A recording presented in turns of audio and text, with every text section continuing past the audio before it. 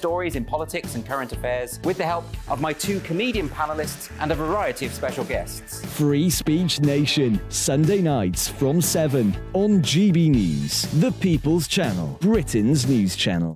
I'm Michael Portillo. Join me on GB News on a Sunday morning for topical discussion, debate, arts and culture, and sometimes even ethical dilemmas. I don't always agree with you, Michael.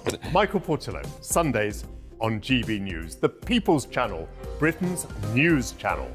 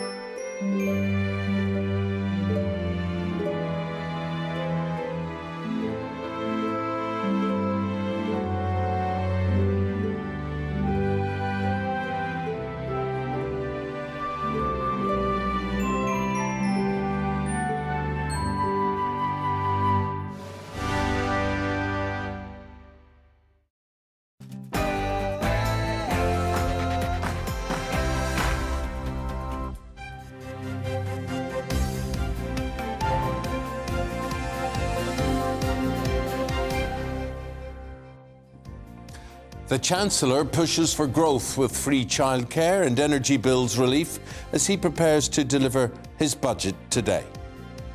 Good morning, it's 6 o'clock. It's Wednesday, the 15th of March. It's Budget Day. This is Breakfast on GB News with Eamonn, Holmes and Isabel Webster. Here is what is leading the news this morning on this Budget Day. Jeremy Hunt will unveil what he calls a budget for growth, with an energy bills freeze and free childcare for 1- and 2-year-olds included in his package of measures. Right, our reporters will be up and down the country finding out, hopefully, what you want to see from the Chancellor today. It comes amid warnings of a Conservative rebellion over a rise in corporation tax due to come into effect next month. Jeremy Hunt will argue in Parliament that major tax cuts could destabilise public finances. Tens of thousands of workers will go on strike today in the biggest wave of walkouts this year. The industrial action by teachers, junior doctors, university lecturers and London Underground staff, amongst others, has been timed to coincide with the budget. The United States has accused a Russian jet of reckless and aggressive actions after it collided with an American drone over the Black Sea. The incident raises fears of an escalation between the two superpowers, with a senior Russian figure calling it a provocation. And pay-as-you-go parking machines are being removed from city streets, forcing drivers to use up to 30 smartphone apps in order to pay. We're going to be talking to a parking ticket expert, asking what this means for you, the driver, and how to avoid penalties. And we'll also be talking a little bit about Cheltenham later on. The dress code has been dropped this year. What do we make of some of the outfits that are adorning the front pages of the papers? Let us know your thoughts. We'll be talking about that a little bit later on. And this is not just women's outfits, this is the men's. chaps as well, all very casual. Apparently even a bit of denim on display here and there. You can email us, gbnews@gbnews.uk, and you can tweet us at gbnews. And don't forget, do let us know where you're watching or listening from.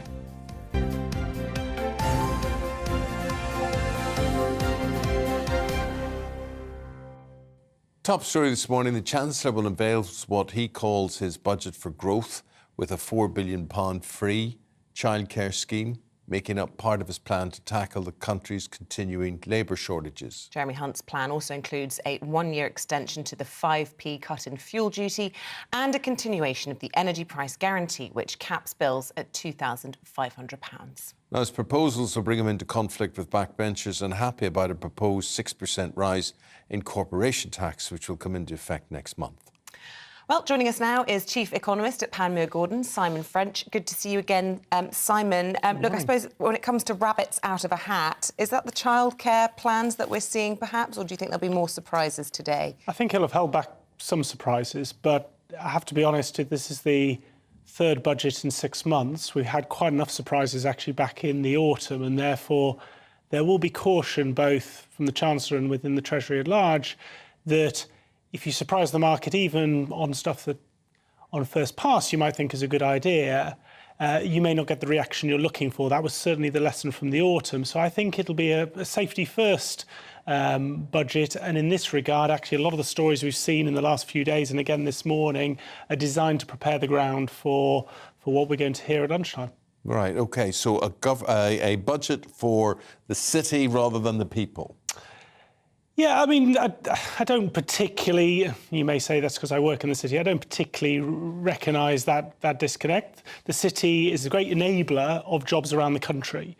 The reason the businesses can grow, can employ, can pay their workers is the finance sector is an enabler of that. So what I'm saying is they have got to be kept happy. They cannot have the jitters, as it were. Oh, right, yes. So, I mean, look, certainly if we look back at that period last September, financial markets felt that there was a misordering of what Liz Truss and Kwasi Kwarteng tried to do. Actually, a lot of the principles of what they were trying to do will be repeated today, trying to make the UK growth UK economy a faster-growing economy, straight out of the Kwasi Kwarteng Liz Truss playbook. But the ordering is important. What Rishi Sunak and Jeremy Hunt are saying is, let's correct what is a long-standing problem of, underemployment, inactivity in the UK economy first, and if we get the economy growing at a faster pace, then we can deliver the tax cuts. Clearly, they'll have people, Jeremy Hunt will have people behind him, particularly in his benches in Parliament, who will say, we don't like that ordering, but they tried the other order back in the autumn, and you're right, the city, indeed, the finance sector across the world did not like it. Yeah, interesting that you think a lot of it will be sort of Truss-like policies, but just with the ground laid better. And, of course, crucially, the OBR publishing their forecasts on the same day, which is something that Kwasi Kwarteng and Liz Truss decided not to do, which, of course, then had that terrible results later after following on from that autumn statement. Yeah, I mean, on that point, and we spoke about this, I think, very shortly after the mini-budget back in the autumn, is it's a signal. It's a signal. The Office for Budget Responsibility, the Treasury, the Bank of England, these are signals to international investors, to Eamonn's point. The city, the finance sector looks at this as, well, the grown-ups are allowed to come in and mark the homework. I think that's not an unrealistic expectation for a government that's trying to be credible, trying to deliver something that's difficult. Changing the growth rate of an economy is not an easy task. Bringing in experts to appraise that is a signal to financial markets who lend governments billions and billions of pounds that you're going through the necessary checks and balances. So, Simon, where are we at as regards, following Liz Truss and whatever, and we've had a few months in between. What state is the economy in now, by and large? How is it viewed by the city? So the UK is facing the same problems that most of the rest of the developed world is at the moment. There's been this big energy price shock, also translated into food prices, which has squeezed the living standards of households, has meant that consumer spending, which is the lion's share of growth, has been flat for about 6 months. But, to your point on how it is viewed, the UK economy, in much better shape, actually, than going into this year. So 3 months into the year, a lot of the forecasts for recession, we take the Bank of England, we're forecasting 8 quarters of recession, a longest recession in 100 years. They've done a bit of a reverse ferret on that. They now say it'll be a much shorter and less deep recession. That's because the news has got better. And part of that, not all of it, but part of it is attributable to the Prime Minister and the Chancellor. And the backdrop, the falling energy prices, higher than expected tax revenues and public borrowing, 30.6 billion less than predicted, gave the Chancellor a bit more wiggle room than perhaps some were expecting. But still, he's holding fast on corporation tax, insisting he will raise it. Do you think that is a good decision? I wouldn't do it, but then I'm not the Chancellor. One thing I would say is the evidence on whether business investment is hugely sensitive to relatively modest moves in the marginal rate of corporation tax is pretty mixed. It isn't a no-brainer here. It isn't definitely going to reduce business investment. When you try and look why business investment has been pretty stagnant for the last 6-7 years, a lot of it is actually not down to the marginal tax rate. It's due to the political uncertainty, partly Brexit, partly COVID. If the government can set out a more stable, a more grown-up approach, will businesses invest more? I think it's the more likely outcome than being acutely sensitive to the changing rate of corporation tax. We're going to be doing lots of surveys today, gauging opinion, lots of vox pops about what people want, and childcare will be there, and fuel duty will be there, and whatever. But overall, are we, the general public, going to have to get used to higher taxes from here on in? So the tax burden at the end, the short answer is yes. The tax burden at the end of this Parliament will be the highest since the mid-1940s, so just after the end of the Second World War. So it is a high tax burden, it has become a high tax economy. The reason we probably have to get used to that is we are all, as a population, older. And that comes with greater requirements on the state in terms of social care, the NHS, pensions. And therefore, while good housekeeping, good budgetary practices will limit how high taxes have to go, and clearly you can go the other way if you do bad budgetary practices, there is an underlying trend that means the state is more costly to run today because the age, principally the age of our population, than at any time in our modern history. OK, Simon, really appreciate your take on things. Simon French is the chief economist at Panmure Gordon. Thank you very much indeed. Well, for more on this, our deputy political editor Tom Harwood is in Doncaster, a previously safe Labour seat that became a marginal after the 2019 Boris Johnson election. Good morning to you, Tom. All eyes then will be on how well this budget goes down in this marginal. Tories hoping to win it back at the next election. Well, they certainly are. And, of course, the Labour Party kept on to Doncaster Central by around 2,000 votes at the last election, a margin that was eclipsed, actually, by the number of people who voted for the Brexit Party, 6,000 in this part of the world. But this morning, we're talking about economics. We're talking, of course, about the budget that's coming up at around 1 p.m. from the Chancellor and how it might well be affecting local businesses right across the country. I'm here in the heart of Doncaster at a wonderful little cafe called Bake, which serves all sorts of different baked goods, not only for customers who are already walking in at this early hour, but also for businesses around the region. And I'm delighted to be joined this morning by Bobby Vans, who runs this cafe, owns this cafe. And Bobby, first of all, how's business? To be honest, our base is on wholesale. We make all the product fresh and organic to help the society and local businesses. Unfortunately, because of the prices and after a pandemic, the prices goes up and we keep the same price. Actually, a lot of local businesses, to be honest, affect the business and closing down. I've got a lot of friends, they got the businesses, they're closing down, but we continue to see what's going on because the energy prices goes up, and also the milk, sugar, flour, all we're working with, the prices goes up. So your costs have been going up as a business, but you've been able to keep your prices down. If continue like that, we don't know what's going to be happen. I hope the government think of the businesses, especially local businesses, to help the businesses to continue, to be honest. One of the big concerns for a lot of people is the potential rise in corporation tax that might well be going ahead today. How would that affect your business? To be honest, if it goes like that, so we have to put the price on. If we put a price, the people haven't got enough money to spend, because a lot of my customers, I'm asking them, they said, to be honest, we get a struggle with the energy prices, even for homes. For example, I've got a friends, some customers, they come, for example, said, every month we spend 250, for example, or 300 pounds for electric prices. Now we pay double. So then they got double prices on energy for homes, so they haven't got enough money to spend for their food or their something they want to buy from the shops or whatever. So this is affect everyone, actually. Yes. You know. And higher taxes for you would obviously have a big effect on your business. Of course. Of course, they affect all the businesses, especially local businesses. For example, we didn't put the price up, and everything goes up. The sugar prices goes, the eggs goes up, the flour goes up, milk goes up, fresh cream, everything we used to work with them, everything goes prices up and affect our business, actually. Well, Bobby, we'll be thinking of you today as we listen to what the Chancellor has to say. But here in Doncaster, three big concerns: inflation, energy and tax. Well, we can all relate to that, Tom. Thank you very much indeed. Just reading here, the historic headquarters of the Dam Busters, right, is set to be turned into a refugee detention centre. It's RAF Scampton. home to 617 Squadron during World War II, is reportedly being made ready to process 1,500 asylum seekers by the spring.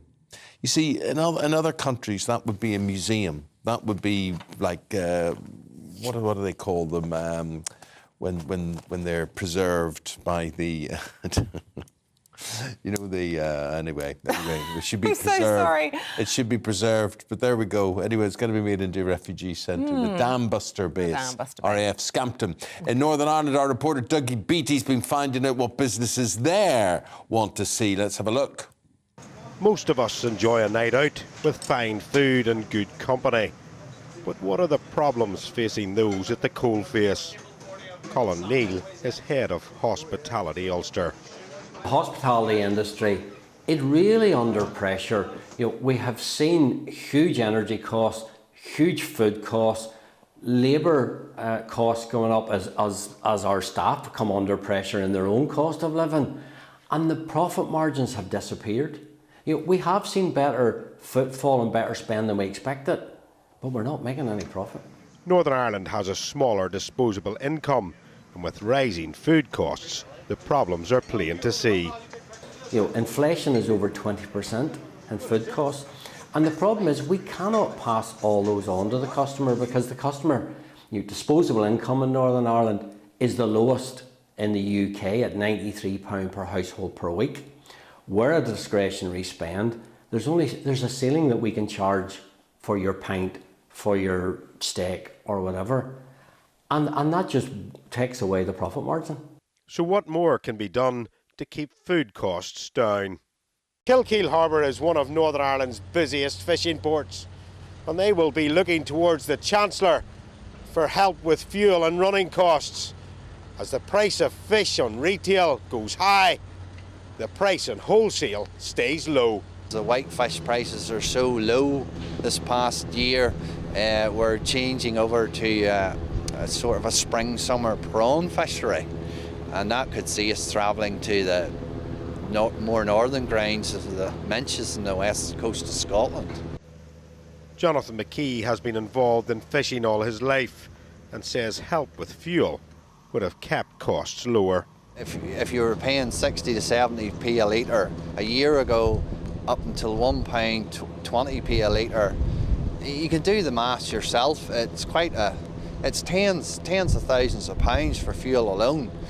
If we're running at 50-60% of the gross of the catch is going on fuel, it's leaving us with 50-40% of the gross to be split between insurance, crews' wages, expenses after that there.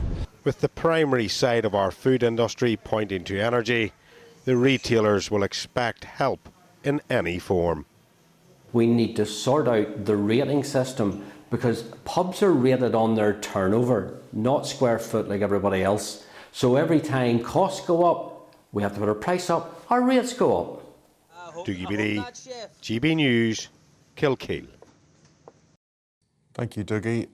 Everybody has got their own targets as to what they want to achieve from the budget today. What ways are going to find out? You'll find out from 1 o'clock this afternoon. Let's bring you up to date with the rest of today's top stories as the clock hits 6:17. The United States has accused a Russian jet of recklessly colliding with an American drone over the Black Sea. The incident raises fears of an escalation between the two superpowers, with a senior Russian figure calling it a provocation. The State Department summoned the Russian ambassador over the collision, with the US military saying the Reaper drone was on a routine surveillance mission that two Russian jets tried to intercept. Candidates to replace Nicola Sturgeon say Scotland could be independent in 5 years. Kate Forbes, Ash Regan and Humza Yousaf all agreed the country could leave the UK by 2028. The First Minister of Scotland will be announced on the 27th of March.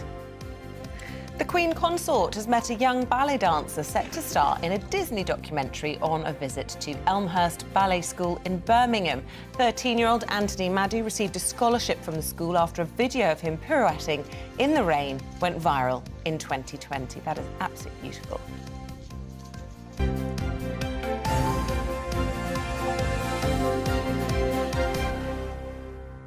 And I'd all like to know eyes. more about that drone. Would you? In the Black Sea, I would. I would. So, how is it an act of provocation? It was in international airspace, right? But obviously the Russians thought, well, it's coming their direction and they don't want it to see what they can see. So they dump fuel out the back of one of the jets that are escorting it and to interfere with it. The Americans finally bring it down. The Russians say it's an act of provocation. The Americans are furious. 34 million quid this drone cost.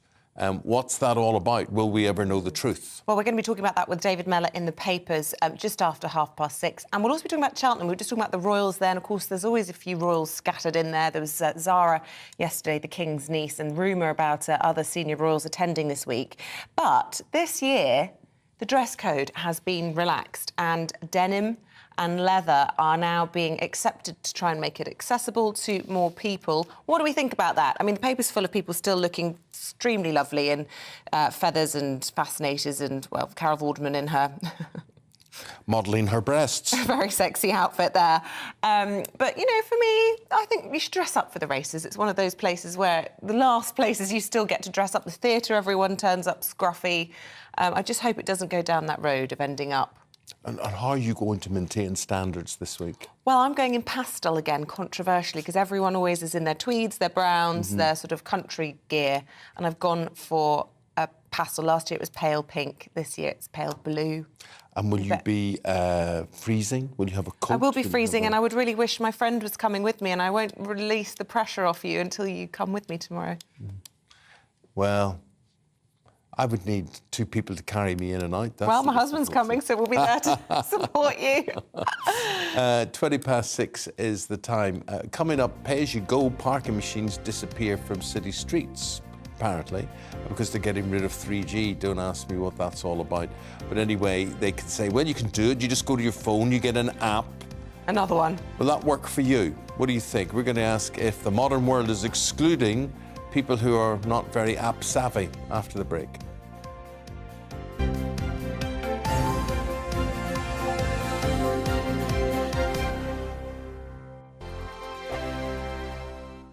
Monday to Thursday nights on GB News. At 6, it's Dubes & Co. 7 o'clock, Farage. At 8, join Jacob Rees-Mogg. And at 9, Dan Wootton Tonight, followed by headliners. On TV, radio and online. This is GB News. It's all about family, being in people's living rooms, all the interaction and getting to know who our viewers and listeners are. When I was young, my dad used to say, Nana, stop arguing. I wanted an outlet that would enable me to give my opinion.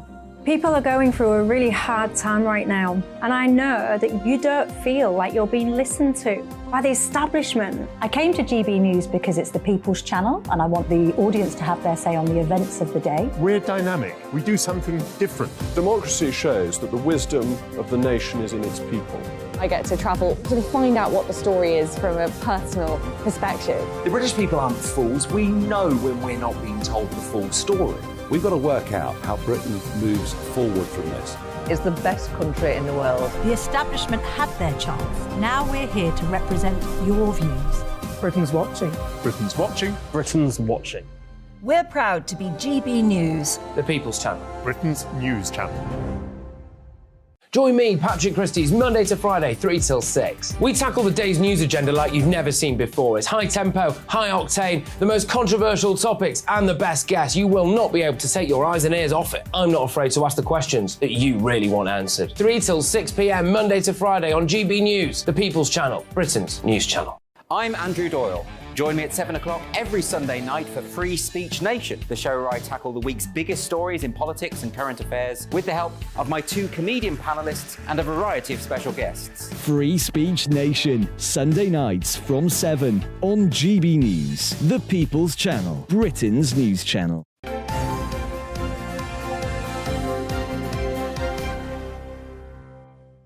Welcome back. 6:22 is the time. We've worked out the word you were looking for is heritage site. Yeah, for the dam busters. Thank you, Thanks for all the viewers and emails. listeners, for telling me, reminding me what I was looking for.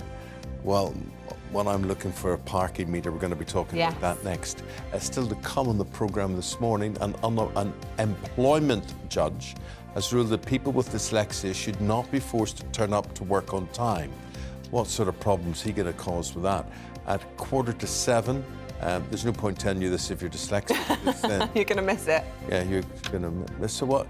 I didn't realise dyslexic meant that you couldn't recognise I never knew that numbers. either. And I only recently learned that ADHD means problems with time management. So I think everyone's going to have excuses coming out of their ears forevermore. That, they've got a condition which means they can't turn up on time. I'm not very sympathetic on this one. I'm all for, No, neither am I. I'll tell you why I'm not. Is that surely the only thing you need to do Set is your to be clock able to... it's just to be able to hear your alarm going off. Yes. You don't need to be able to read the clock. There you go. There's So no this is why- excuse. I think lateness is rudeness. And judges are not all these sort of bastions of wisdom that they're made out to be. So you think lateness is rudeness? Yeah. No, I don't think You that. keep someone waiting, it's rude. I'm never late unless there's an emergency. And I don't know why. I'm actually always early. That's a different condition. Because you're riddled with anxiousness. Yeah, that's because I'm a why. worrier.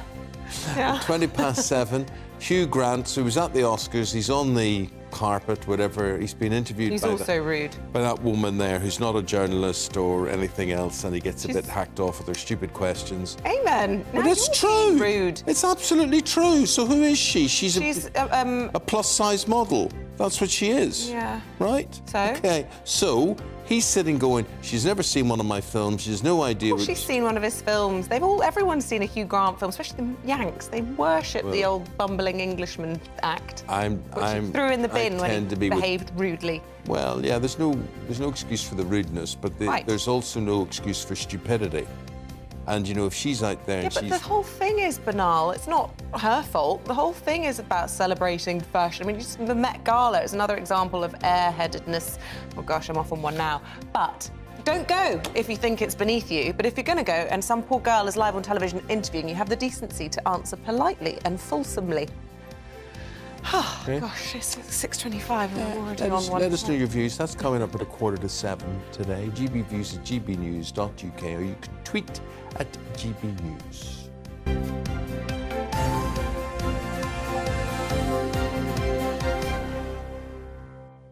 Okay, here's the situation. Pay-as-you-go parking machines are being removed from streets. And that will leave you to wrestle with up to 30 different smartphone apps. So you can still pay, but have you got the knowledge, have you got the nous to be able to pay by using the apps? Some of you will, some of you may not. Yeah, well, councils are scrapping current machines because 3G data networks, which are used to process the card payments, are now all being switched off. Right, but if you don't have a smartphone, is this yet another digital exclusion from society? Let's speak to the founder of parkingticketexpert.com, Barry Siegel. Good morning to you, Barry. Look, you can understand the challenge. You've been stretched on the screen there. I think we just put Barry full screen and just relieve his embarrassment on this picture here, guys. Can we do that? Let's see. We're just going to find out. It's going to make it worse. Well, listen, Barry, I can understand the reasoning behind this because 3G's going, so what do? You can't process it. But my mind goes back to the period in COVID where if you went into a restaurant, you had to download an app in every single place, and it just became what should be a 20-second thing, putting £1 coins in the machine, became a sort of 6-minute ordeal, and then your screen on your phone is just clogged up with yet another app. So is it progress or not? What do you think? I don't think it's progress at all. I see there's absolutely no reason to scrap the machines. I don't understand why the operators are scrapping the 3G network. In fact, they're earning income out of it. So why they would scrap it? So it seems to me if they carried it on, they would receive income. The council wouldn't have to incur any additional expenditure, and motorists would have different ways to pay for parking. Not rocket science in my view, but councils do like to increase the opportunities for motorists to make errors when parking and rake in the fines. What would be so difficult about the apps, Barry? Do you think they're particularly problematic? I think they do because parking meters have certain requirements under legislation for the council to check them and make sure they're working. As far as I can see, there are no similar requirements for apps. And I've used an app, and actually paid for what I thought was an hour and actually paid for a minute and got a parking ticket. Now, what was interesting, in 2014, one of the parking adjudicators looked at a similar app and said, look, if you can put in a minute, then there's a problem with the app and it's not fit for purpose. And in that particular case, he cancelled the parking ticket. So I have no idea how these various apps work. I'm not impressed with them. And often, if people have a two-family car, they'll put in the wrong number and that sort of thing. The difficulty is that councils are very reluctant to exercise their discretion and say, oh, well, this person made a genuine mistake. They've paid for the parking and we'll cancel the ticket. But that doesn't happen. No, it doesn't. It doesn't happen. And it's all just about pursuing the penalty or the fee, whatever is involved. I do think there are some advantages there. It's not all bad news, because if I think of, you know, if I'm out, for example, with my parents, my dad's mobility is not as good as it used to be. Whereas if you wanted to stay a bit longer, you'd have to go back and do your card transaction to extend the time. You can be sitting in the restaurant and just bolt on an extra hour. So that's handy. That's progress. In that respect, it is. But of course, what the councils aren't really assisting is people who don't have mobile phones, who do have a problem with dealing with more modern technology. And how does one give them the opportunity to park a car? It was suggested that if people have been driving a 1.5-ton piece of metal, that they should be able to use an app. Well, the point is that people of a certain age have been driving for 40 or 50 years. So it's all muscle memory. Using an app isn't muscle memory. It's getting to grips with new technology. So there are some advantages, but I do think you have to cater for people who don't have mobile phones and can't use an app easily. Well, we want viewers and listeners to recount their stories to us, Barry, and we'll reflect those throughout the programme this morning. But just how quickly, are you aware of how quickly this rollback is happening? That you would go out there and you won't just find a machine to put your money into or put your credit card into? Well, it's happening at a very fast pace. Some councils have already removed all the parking machines. So it is going at a fast pace. There's an incentive for the local authorities to do it because they're going to save money, as they say. And they're looking, I think, if I'm being cynical, to trap certain motorists and rake in the fines. It's a particularly awful situation. Thank you very much indeed for that, Barry. Barry, we're sorry for not featuring you on screen, but you were in CinemaScope. And you were stretched. You probably didn't want to be you wouldn't on screen in that shape. You wouldn't want to see what we were seeing here. But anyway, thank you very much. Lovely to talk to you anyway. Barry Siegel there from parkingticketexpert.com. Stay with us. In the papers, we'll be discussing the issue that Eamonn's been talking about this morning, this Russian fighter jet which collided with an American drone near Ukraine. Pretty scary stuff. David Mellor and Scarlett Maguire having their say next.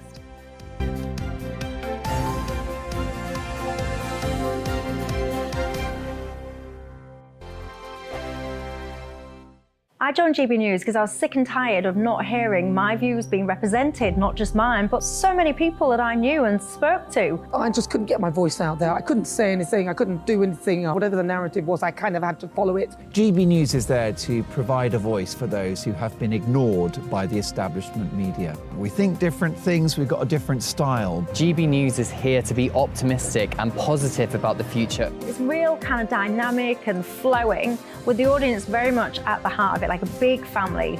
Here at GB News, we talk about the things that matter to you. Hearing the voices from right across our towns and cities, especially our towns. All sides of the argument represented with a heavy dose of opinion. We're on a mission here to make a difference. And the GB News family really is here for you, and whatever time of day you can watch or listen. Britain's watching. Britain's watching. We're proud to be GB News, The People's Channel. Britain's news channel. Hello, I'm Michelle Dewberry, and you can join me every weekday 6 till 7 on Jubes and Co. You're an inspiration to us all. Clip that bit off. Well, you are. That's my ringtone. My political ambitions are, those days are gone, I can tell you. She's only teasing. Go on. He's probably going to want to lay down now. I'll give him 2 minutes to have one. Let's respectfully disagree. That's what we like Absolutely. on Jubes & Co. Come and join us. GB News, the People's Channel. Michelle Dewberry, weekday evenings at 6 o'clock.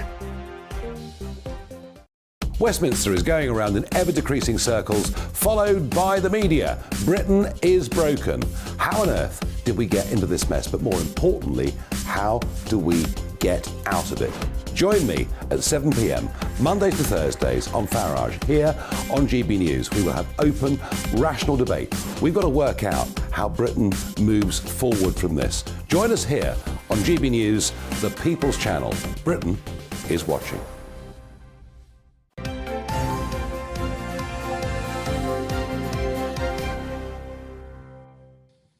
Very nice to see you again, coming up to 25 to 7 on this Wednesday morning. Let's take a look at your Wednesday morning newspaper front pages. Here's the Telegraph. It's drawing attention to a possible rebellion in the Conservative Party as the Chancellor's preparing to announce his spring budget.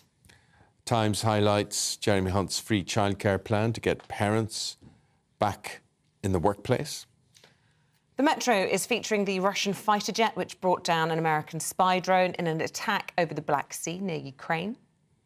And The Guardian captures the moment Queen guitarist Sir Brian May was knighted by King Charles at Buckingham Palace.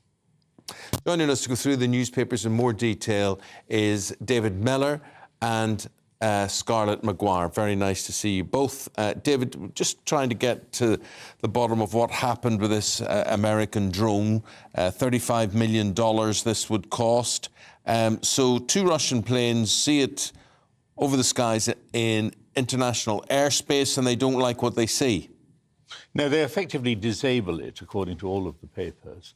And as a result of disabling it, it has to be ditched in the sea. Now, this was a very provocative act by the Russians because the drone was in international airspace. So this was, an act of aggression outside of international law.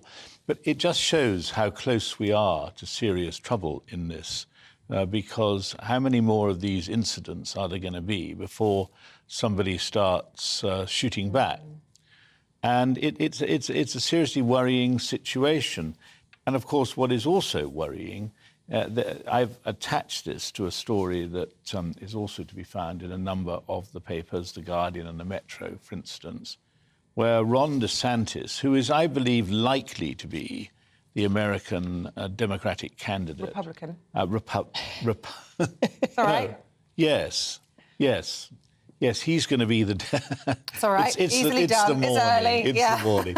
Anyway, he's somewhere in America, OK? That would be quite something if he gets the ticket for the Democrats. Very good. If I should have you video until you just tug me and say, no, that's wrong, no, that's wrong. So anyway, he is a credible candidate, and I think is likely to be chosen for Republicans, because I can't see them choosing Trump. I've got that right, isn't it? Trump says he's a Republican. He used to be a Democrat.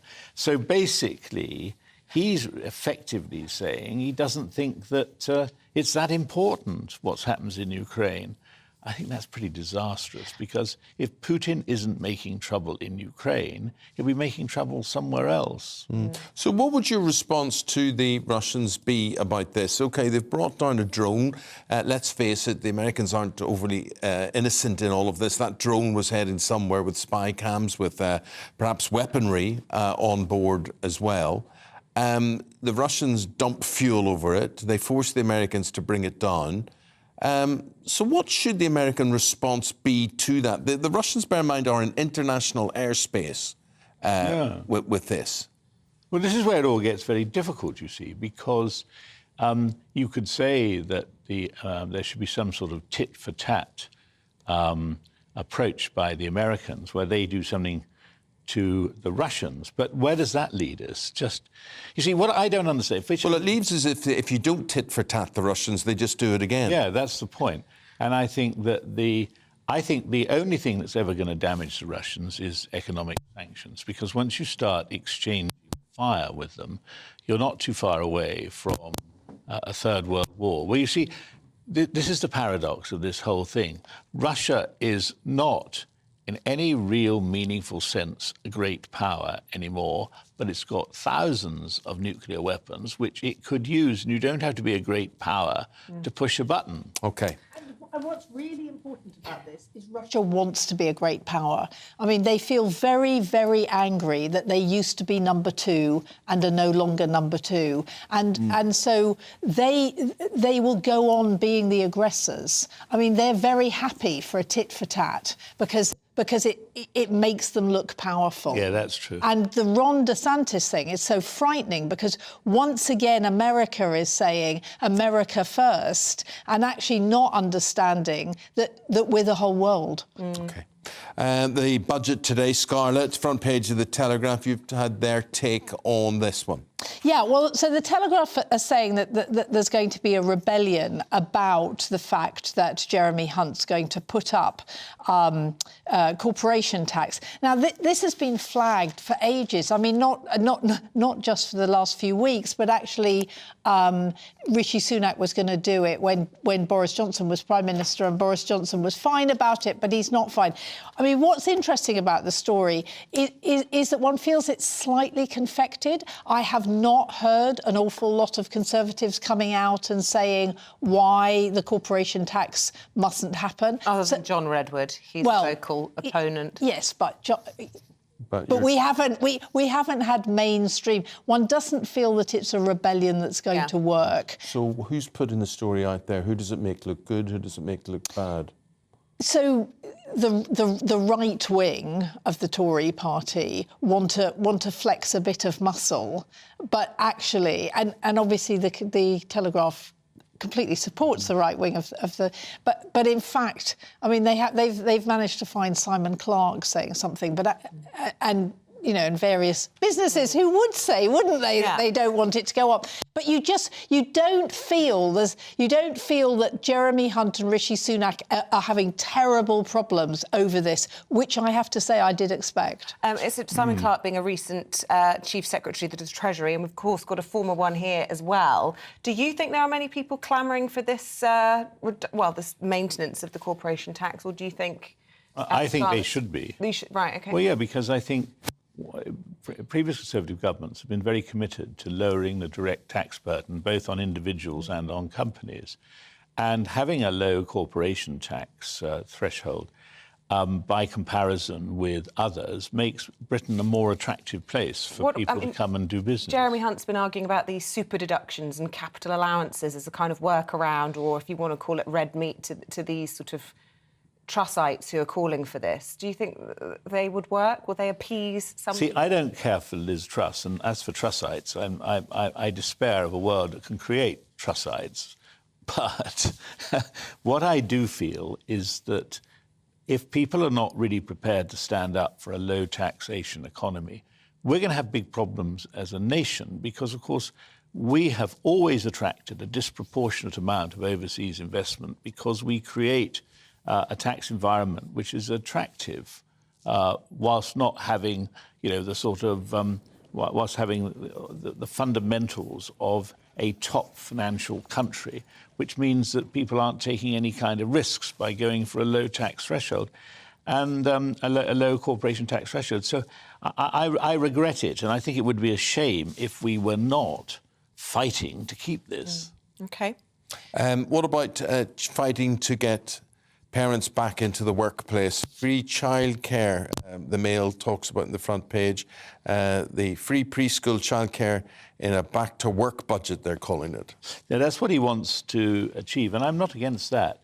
Trying to remove the barriers to people working. You know, I mean, I'm living through this again because of my role as one of the world's best grandfathers. Okay? So my Dougie, one of my grandsons, was 2 yesterday. And, you know, the cost of keeping Dougie in luxury while his mother works is a lot. Yeah. Oh, absolutely. And at the moment, she isn't working because she prefers to look after Dougie, but at some point she's going to have to, and it shouldn't be made too difficult.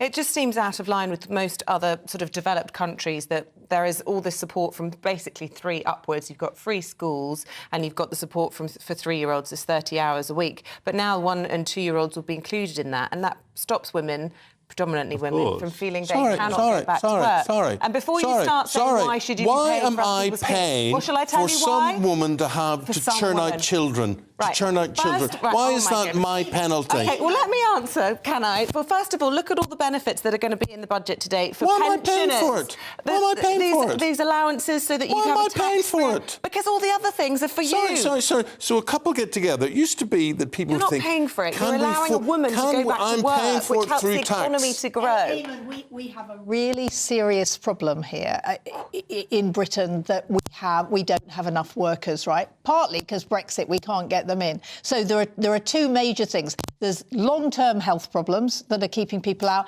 and there's women not being able to go back to work because they can't find childcare. And it's like going back to the 80s, actually, where there just wasn't enough childcare. And what they understand is that there are many, many women who literally can't afford to go back to work. For most people, it costs £14,000. Don't have babies. Oh, come on. Oh, come on. No. I mean, Because we're not having actually 9 we or need 10, these you know. babies who are going to go to work eventually and are going to keep us in things. But the problem with this, right, is that actually this subsidy message is there are 2 things. It doesn't actually, the 30 hours of childcare doesn't actually pay for the childcare, so the nurseries are losing money. Yeah, there's a huge problem with the that. people who work in the nurseries are badly paid, and we need them. I mean, you look at countries like Estonia, like Australia, where actually childcare was a real election issue. Ireland, that they have people in the nurseries who really work. And the young women I know, I mean, friends of my daughter, who work in nurseries, I mean, honestly, they make me feel that I was the most inadequate mother, because what they do with their children, because they understand about it. So actually, what we're doing, proper nursery childcare is actually also about levelling up, because by the time children go to school, by the time they're 5, you can tell the difference of how they've been brought up. It's not a benefit.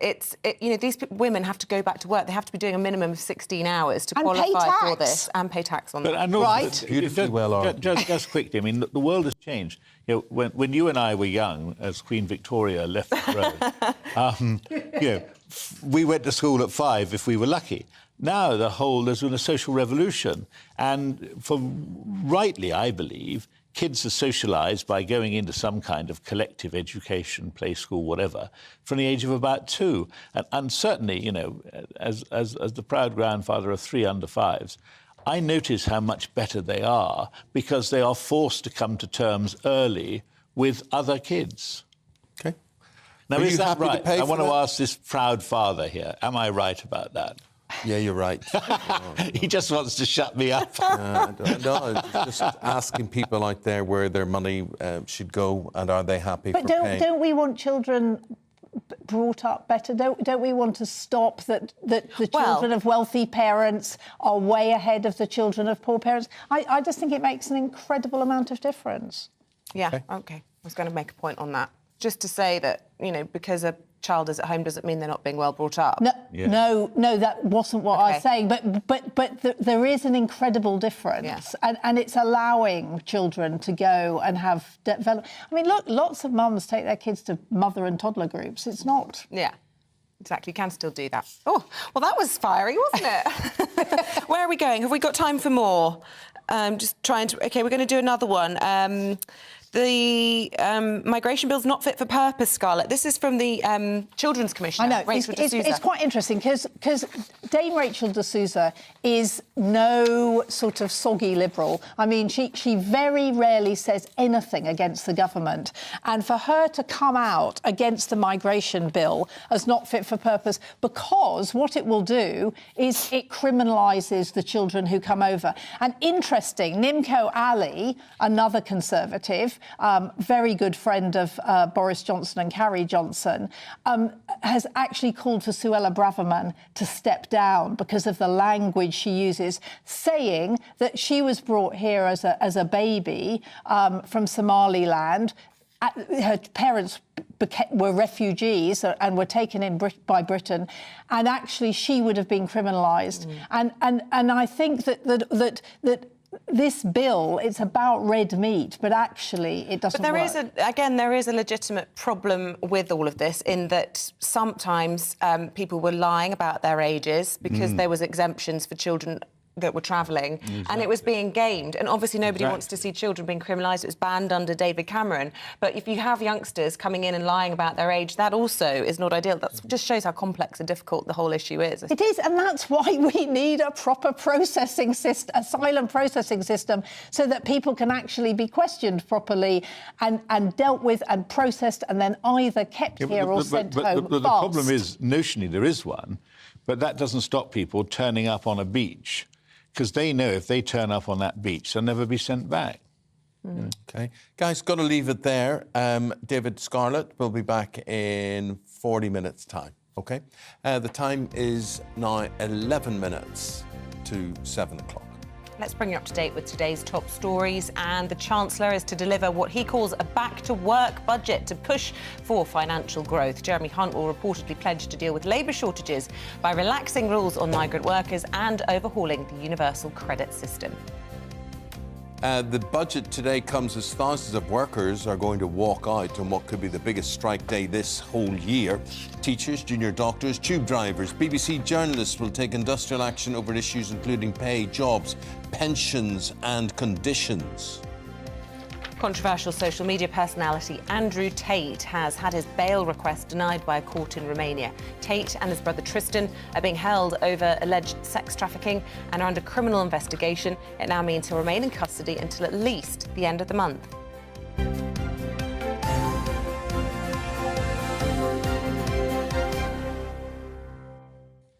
Now, if your alarm clock has gone off today, were you able to read it? An employment judge has ruled that people with dyslexia should be given leeway for not getting to work on time.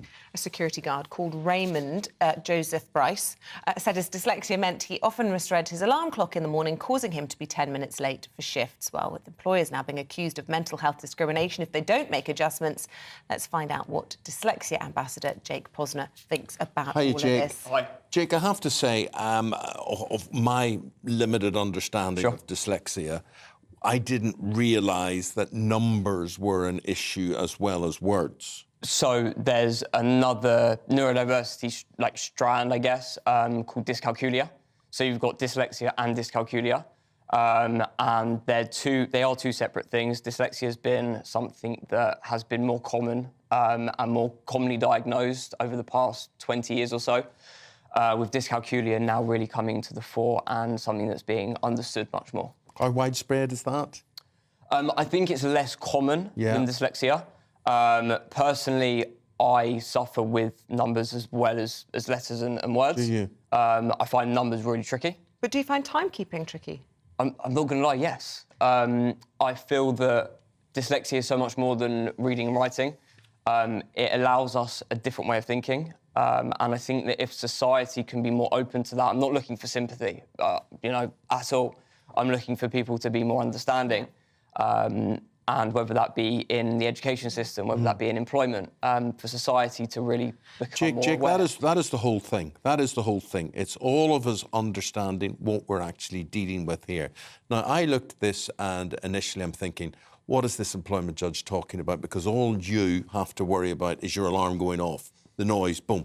But then I forget, OK, so you go, you brush your teeth, you have a shower, whatever, and you don't know if 5 minutes has elapsed or 17 minutes has elapsed, really. That's what you're saying. Not so much. I think that, for me personally, if I'm going, for example, if I'm going on holiday and I have to pack my suitcase, the actual thought of packing a case actually hurts my head, and organising myself hurts my head. It's down to organisation. It hurts my head too, mate. But there you go.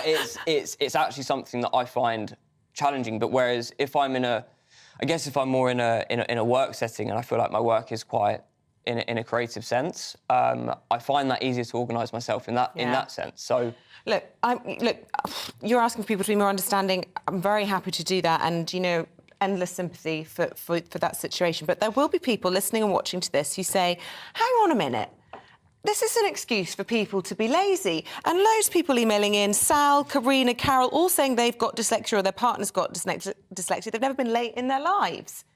I mean, I guess everyone's different. Yeah. I guess everyone's going to have a different... But we all have our own challenges and we have to, you know, work around them to get through life. But I think what Jake is saying is that there are different variations of this and different effects of this, which a lot of us are not aware of. Yeah, I mean, you know, for example, if you put me into a job whereby I have to sit at a desk all day and answer emails, I physically couldn't do it, but other people can. You know, if you put me in an area where I can create and design stuff all day, I'll happily sit there all day and do it. So I think that you have to be aware of how everyone's brain is different. Yeah. But I would argue in this case that he just needs to have better coping strategies to be on time. I feel personally very strongly about timekeeping, and I do think... Do you not think that's a condition? Maybe. Yeah, no, maybe. But I also think it's part of this job. You're the odd one. No, always, it's me. I'm just saying. I just think, you know, this job does make us very time aware, and we can't afford to be late. If we miss the top of the hour, then we don't get on the TV. But, you know, if you know you've got a problem with timekeeping, you factor things in. You put multiple alarm clocks. You work harder to try and make sure you're there on time. We all have our things. Yeah. You just got to deal with them. Yeah, I mean, yeah, you can look at it that way and you can deal with it. But at the same time, someone who does struggle with that, you know, maybe you've got OCD for timekeeping. Maybe. So and maybe that's your thing. Yeah. You know, I'm completely aware that being late is unacceptable, and I feel when I am late, I feel like I've let that person down. Oh no! Now you make me feel bad. No, I'm not trying to make you feel bad. I'm you know, not at all. I don't want to make you feel bad. Like I said, I'm not looking for sympathy. I'm just saying how it can affect different areas of life. Well, look, we're being educated, aren't we? We're learning more about it all the time, and you put your case very passionately, and the last thing we want to do is make anyone feel bad. So thank you for shedding a light on all of this. Jake Posner's from the British Dyslexia Association. Thank you very much indeed. Thank you. Right, now you're aware that you have another condition. What? We are. The only condition I've got is this pain in my neck that's just kicking in on this side. And but the amount of people that are overly obsessed with time. Yeah, like our gallery who are saying, "Rap, we need to go to." Did I ever listen to them? Yeah, no, well, it's your condition. 5 minutes before your 7 o'clock alarm clock goes off. We'll be back after the weather. Hello there, I'm Greg Dewhurst. Welcome to your latest broadcast from the Met Office. It's a cold, icy start across the UK this morning, but we will see wind and rain returning from the Atlantic, milder air coming too. So looking at the bigger picture, the cold Arctic air we've had over the last few days is swept away by Atlantic weather systems. Milder air moving in, but also wetter and windier weather too. But the good news is, for most this morning, it's a sunny start, a cold start, ice scrapers needed for those travelling with a widespread frost. However, cloud and rain will already moving into parts of Northern Ireland, Wales, southwest England, this pushing its way northeastwards into the afternoon. Some hill snow possible over the higher ground for a time too. Sunshine becoming limited to the far north and east of the UK for the afternoon, but the rain turning heavy in the west. Temperatures rising in the west, 11-12 Celsius, in the east, still chilly, 6 or 7 at best. Through the evening time, we'll see the rain continuing to push north and eastwards across the UK. It will be heavy at times.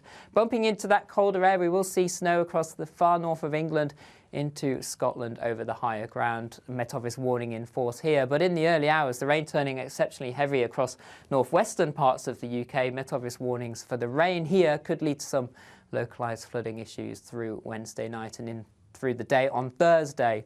Thursday morning gets off to a cloudy, unsettled start. Strong winds, particularly around the coast and over the hills, and the rain slowly pushes its way north and eastwards through the day. Only clearing Northern Ireland later in the morning into the afternoon, with blustery showers following here. We may see a few glimmers of sunshine across southeast England, but for most it will be cloudy and damp through the rest of the afternoon, but exceptionally mild southwesterly winds lifting temperatures towards the mid-teens, so well above where they should be for the time of year.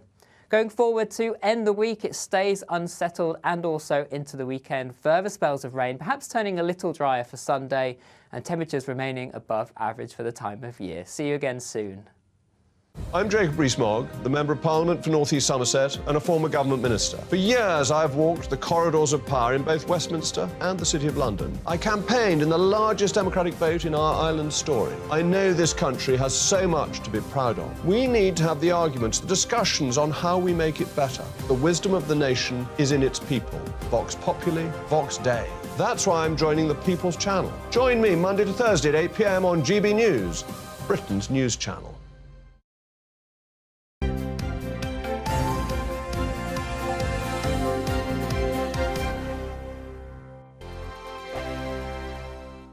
First and foremost, I am a GB News fan, and I was before I was working here. Just love the fact that we're asking the questions that a lot of establishment media won't ask. With a bit of a twist, we not only want to inform you, but we want to keep you entertained. It's worth the drive because you get in and the team's all ready and waiting, they're itching to go, and it's a proper little family. GB News is the People's Channel. It's the audience that makes the programme sing. We're giving our viewers and our listeners a voice. I see the thousands of your letters, tweets, emails, you name it, coming in. Britain is broken.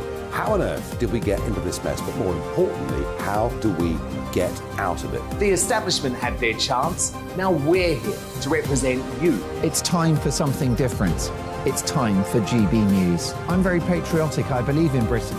Our best days lie ahead. Britain's watching. Britain's watching. Join us here on GB News. The People's Channel. Britain's news channel.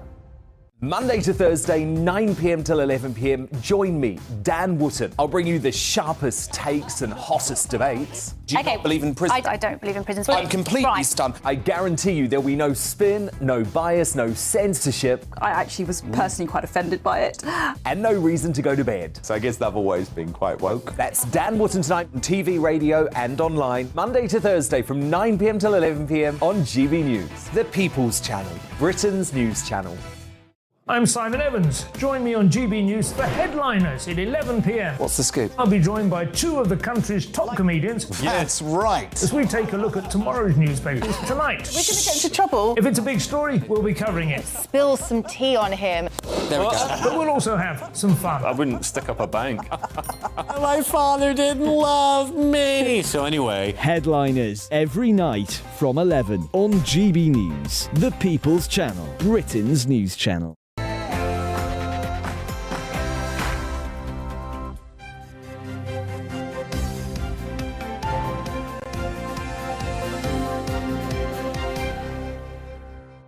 The Chancellor pushes for growth with free childcare and energy bills relief as he prepares to deliver his first budget today. Hello there, very nice to see you. Very welcome to our programme at the time it's 7 o'clock. It's Wednesday the 15th of March. You tuned into Breakfast on GB News with Eamonn and Isabel. Here's what's leading the news this morning. Jeremy Hunt will unveil what he calls a budget for growth at midday, with an energy bills freeze and free childcare for 1- and 2-year-olds included in his package of measures. Our reporters will be up and down the country finding out what you want to see from the Chancellor today. And will you get it? This comes amidst warnings of a Conservative revolt over a rise in corporation tax due to come into effect next month. Jeremy Hunt will argue that major tax cuts would destabilise public finances. Tens of thousands of workers will strike today in the biggest wave of walkouts this year. The industrial action by teachers, junior doctors, university lecturers and London Underground staff has been timed to coincide with the budget. The United States has accused a Russian jet of reckless and aggressive actions after it collided with an American drone over the Black Sea. The incident raises fears of an escalation between the two superpowers, with a senior Russian figure calling it a provocation. And as Hugh Grant's so-called rude red carpet interview goes viral, we'll be asking, is the era of the traditional gentleman dead? And does chivalry still exist? Get in touch, and you have been getting in touch, and a lot of you talking about parking apps as well. Let me see, not everybody wants their bank details logged onto their phone, says Janice. Robin says, I spent my life working around London, parking in different locations several times every day. The parking apps are the greatest thing that's happened to parking ever. And by the way, I am 60. Alan says, I won't use parking apps. They're a pain. Money in the box, ticket done. Who needs all that faffing about just to get parked? And Linda says, what kind of society are we in who treat our elderly with such disdain? The dyslexia thing has got you talking as well. And this is a story about whether if you're dyslexic, some forms of dyslexia don't recognise numbers, okay? And an employment judge has basically said... It's okay to be late. Employers should have a... What did you just side-tackled me there? You two-footed tackled me when I was in the middle of thinking of something very relevant and important. and I've forgotten it. Oh, sorry. So anyway, but it was just. We're just talking about being late. Everyone's allowed to be late now. But yes, everybody's allowed to be late, says the judge, basically. B says, I worked with someone who had dyslexia with numbers. I was never late. Robert says, I am dyslexic. I have no idea of time. 5 minutes could be 5 hours to me. No sense of time at all. It drives my colleagues nutty. And Andrew says, I've been a commercial helicopter pilot for 30 years with the highest form of dyslexia, and I've never been late once. Gosh, And I'm wow. after my own heart. I'm not even dyslexic and I'm late. Anyway, we'll be right back after this.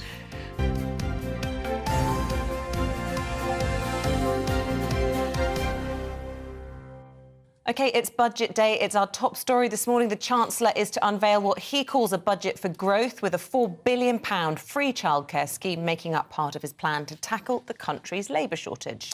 So his announcement will also include a 1-year extension to the 5p cut in fuel duty. I hate hearing about this. I mean, it's like Liam Hannigan's with us now, and we're going to talk about this, and they're going to say, we're going to extend this cut. Well, it's not a cut. It's not a cut. What it would be a bit political suicide, would it not be, to increase fuel duty, would it not?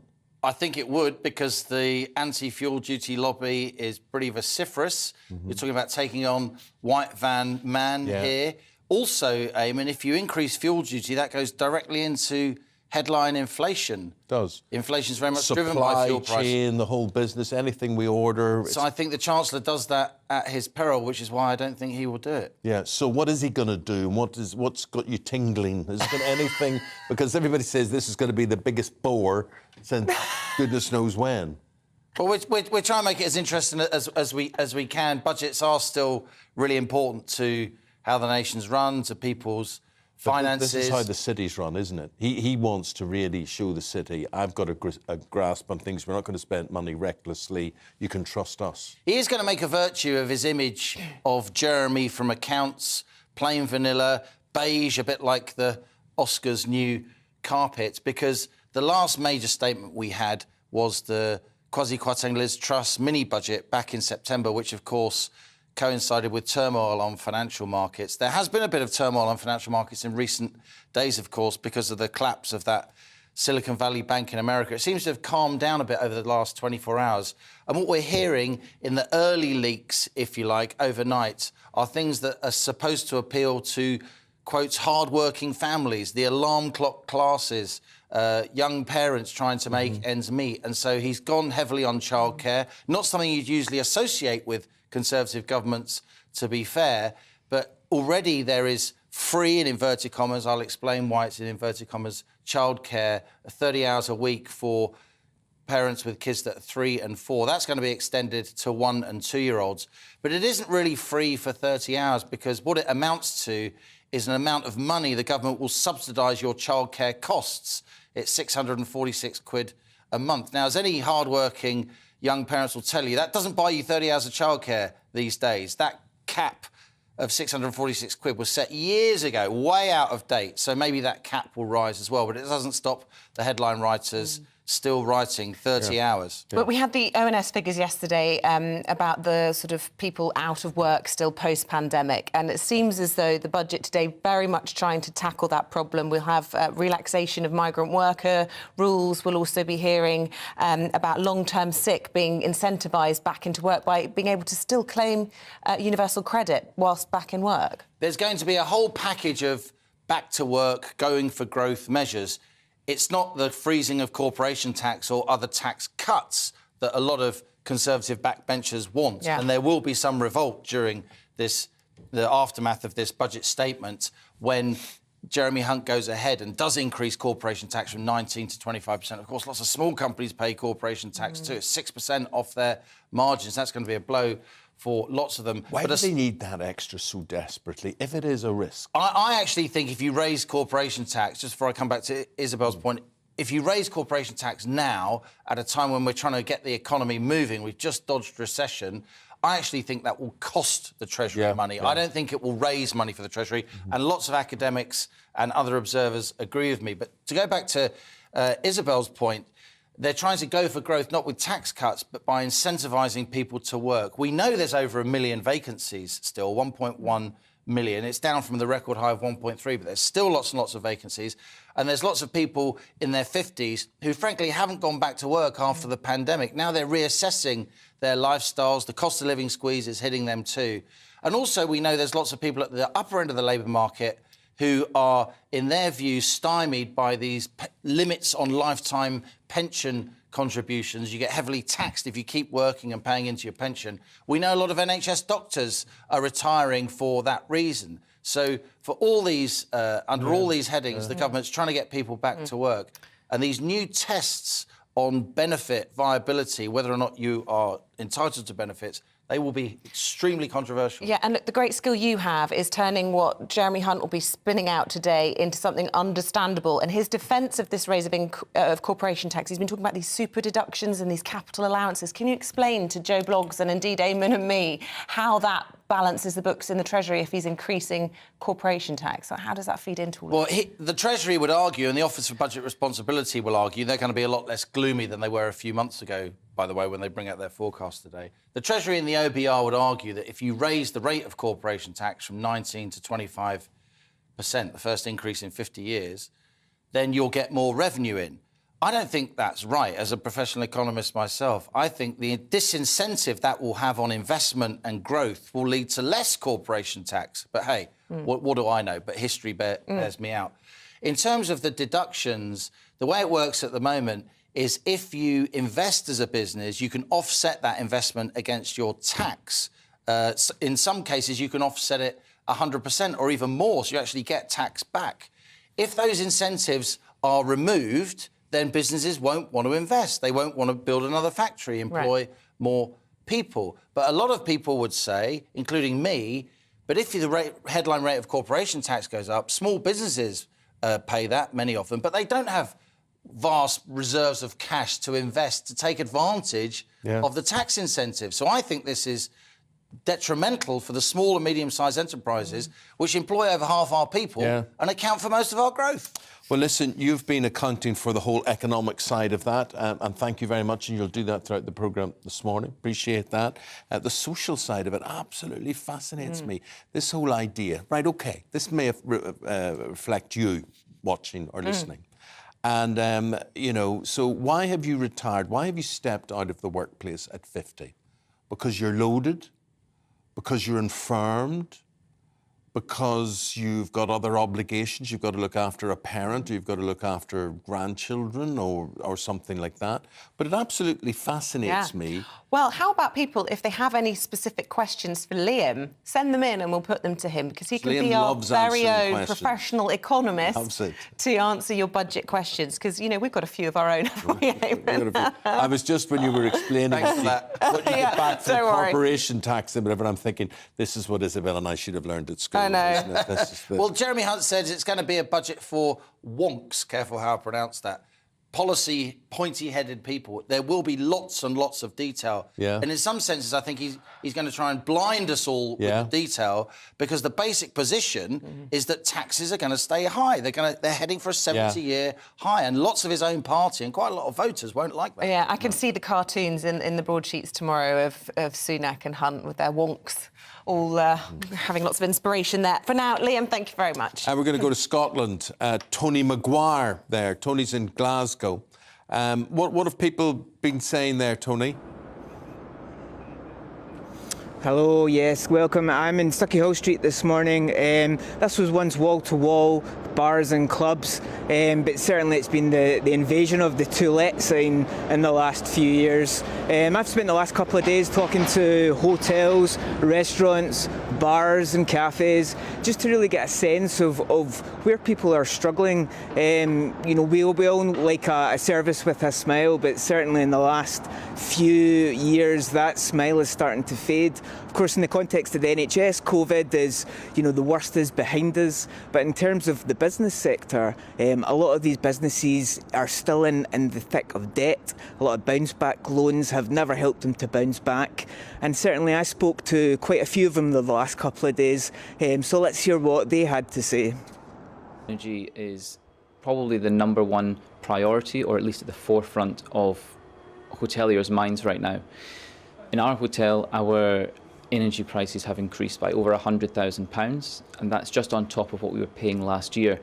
So definitely support on energy cost. In the meantime, understand how hard it's been for us recruiting recently. The post-Brexit has been totally, horrendous, for us to find good staff, enough staff to cover every single hour that our business, require. It could go really well for us if there's a new introduction of schemes to help hire and maintain staffing costs, help towards training and retention of staff as well. So there we go. The two kind of main concerns there are staff retention and energy costs. Energy costs, of course, as much as quadrupled for some of the places that I spoke to yesterday. So I think a lot of people will be looking for some kind of alleviation of those real pressures. I certainly spoke to a bar yesterday. They've had to close 2 days a week because they're in this vicious cycle of being unable to staff the bar properly, and then the energy costs as well. That the cheapest way for them is just to not make money 2 days a week. The other thing that I came across quite commonly yesterday was because so many businesses and offices are still allowing their employees to work from home, there's less footfall through places like here. So yeah, across the hospitality sector in Scotland, a lot of eyes going to be on the Commons and Jeremy Hunt today. Yeah, OK, Tony, thank you very much indeed. A lot of people will identify, Tony, with what you've been saying. They're all around the country. But I have to say I was laughing throughout you talking there and being so serious throughout all of that, because Isabel cannot believe she thought you mispronounced where you were. She's never heard of Sauchiehall Street. So will you please tell her it is a real place and where it is? I've been to Glasgow, I just wasn't sure. Well, you've been in Sauchiehall Street, I'm sure, as well. But tell us more, Tony, about the famous Sauchiehall Street. Yeah, certainly on Sauchiehall Street just now, not to be confused with its worse-sounding twin town, Twin Street. But yeah, no, nice part of Glasgow. Certainly spent much of my student days here, and I know a lot of people around the city would like to see it restored back to its former glory as the nightclub and bar hotspot. But I'm sure that one day, Isabel, I can take you a tour of some of the funnier-sounding street names in Scotland. That would be a lovely segment, wouldn't it? You know, I absolutely love Scotland, so I will always accept any invitation. I look forward to that. Thank you, Tony. Thank you very much indeed. Please no. So, what is it that's tickling you? What's making you laugh? What is making you I wasn't sure laugh? if I'd misheard or if he was mispronouncing, and I wanted to see it spelt out. Is it the word sucky that gets you? I don't want to talk about it. Stop it. Do you think it's like a bad word? I can't say it on the television, and you're making me embarrassed. So, Sauchiehall Street. It's a real place. No, it is a real place. I just needed to see it spelt out to understand. Well, OK. 7:15 is the time. Good morning to you if you're on Sauchiehall Street or wherever you are around the country today. It's very nice to have you on board. Joining us now, our GB News viewer and retired civil servant, William Pickup. William's from Derbyshire. You've heard of that? Yeah? Right, Derbyshire. Where are you in Derbyshire, William? What's your street called? I'm in Glossop, just east of Manchester. Beautiful. Oh, Glossop's lovely. It's a wee bit cold in Glossop because it's high, isn't it? It is. We go up to about 1,200 feet over the Snake Pass between us and Sheffield. Aye. Lovely. I have to tell you, I got stuck on the Snake Pass once in snow, and I was stuck with do you know who I was stuck with, William? You not believe this? The weatherman, Michael Fish. What a person I was stuck with in a snowdrift. Anyway. Just as well, he got stuck there. Did he know the snow was coming, Eamonn? He didn't. That's the whole thing. Another one of his whoopsies. Yeah. William, sorry, we need to get your thoughts, really, on what we're expecting from the Chancellor today. We were just hearing from Tony Maguire up in Glasgow. What's your take on it all? I think Jeremy Hunt wants this to be a back-to-work budget, doesn't he? Which is interesting, because I noticed Eamonn was also intrigued why people leave the workplace at 50. Yeah. I can answer that from my perspective. I left it at 51. Do. Yeah, go ahead, please do. Yeah, well, I was a senior civil servant, and I probably had enough of working 85-hour weeks. So the decision was reasonably easy when I got the chance to go at 51. I wanted to spend really a tremendous amount of time with my wife and my family. So those were the two main drivers. And I had a good civil service pension, as it was in those days. And, those. Sorry? Was it the final salary scheme of glory? It absolutely, yes, the gold-plated pension scheme of Daily Mail fame, yes. Very nice too.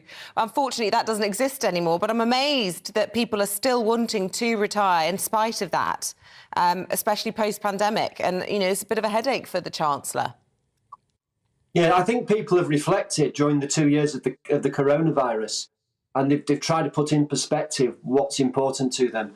A lot of people can't go at 50 because they can't afford to do it.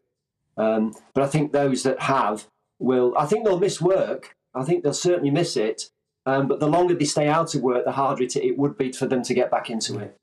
William, how long ago was it we're talking about you retiring? How long ago was that? You said 51. How long ago was that? Yes, just over 10 years ago.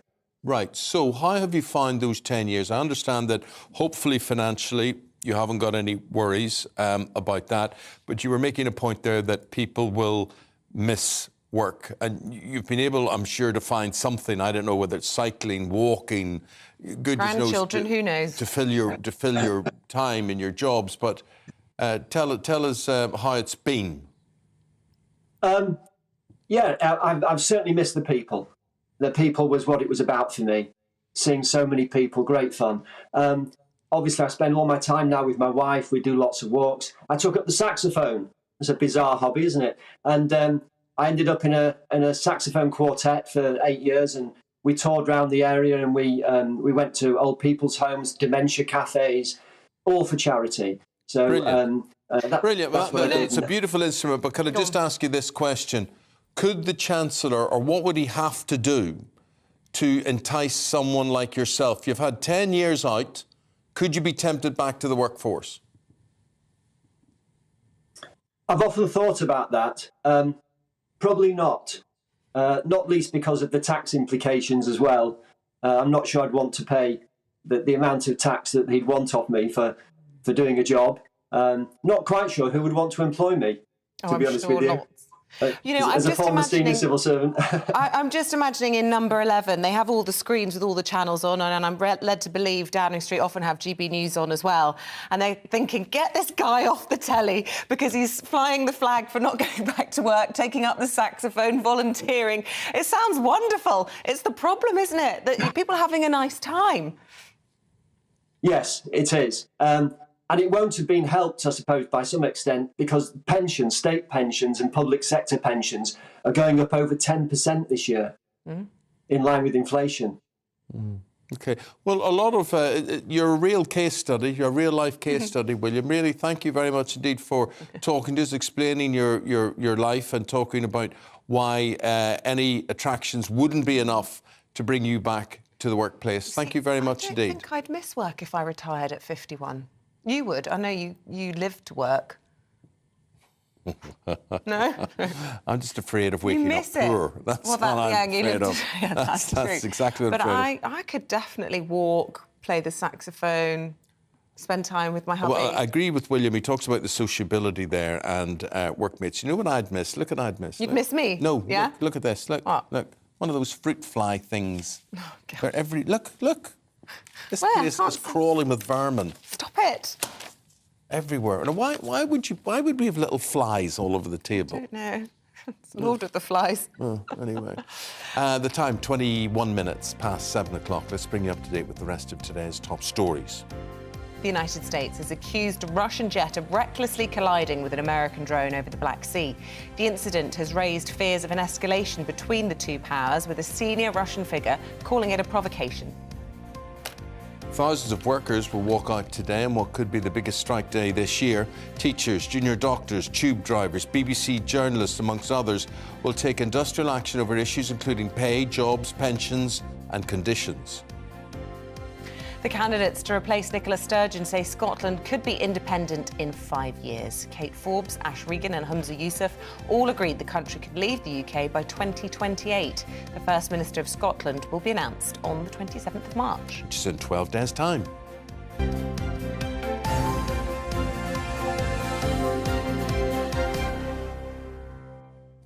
Next on this very programme, the actor Hugh Grant was branded as rude following an awkward red carpet interview. So we're going to be asking, was he very gentlemanly in that? We'll be playing you the interview so you'll see, but he wasn't very tolerant of the lady who's called Ashley Graham there interviewing him. And we're going to be debating the age of the gentleman after this.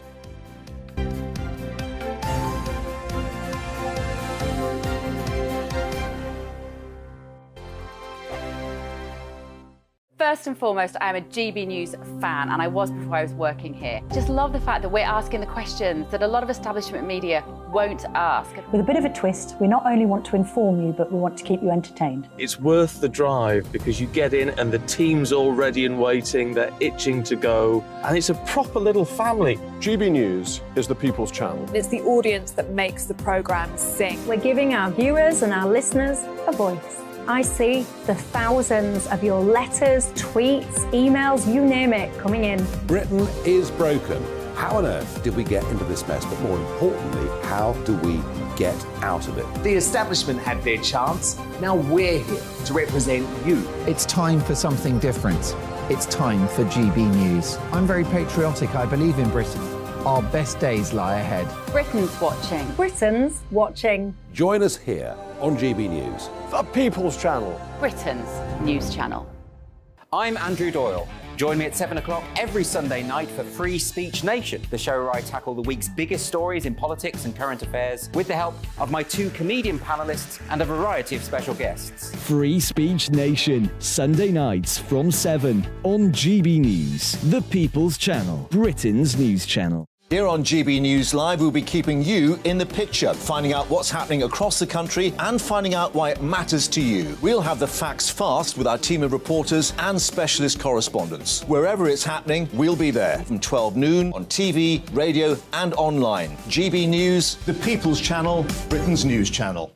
I'm Michael Portillo. Join me on GB News on a Sunday morning for topical discussion, debate, arts and culture, and sometimes even ethical dilemmas. I don't always agree with you, Michael. Michael Portillo, Sundays on GB News, the People's Channel, Britain's news channel. Hello, I'm Michelle Dewberry, and you can join me every weekday 6 till 7 on Jubes and Kerr. You're an inspiration to us all. Clip that bit up. Well, you are. That's my ringtone. My political ambitions are, those days are gone, I can tell you. She's only teasing. Go on. He's probably going to want to lay down now. I'll give him 2 minutes to have one.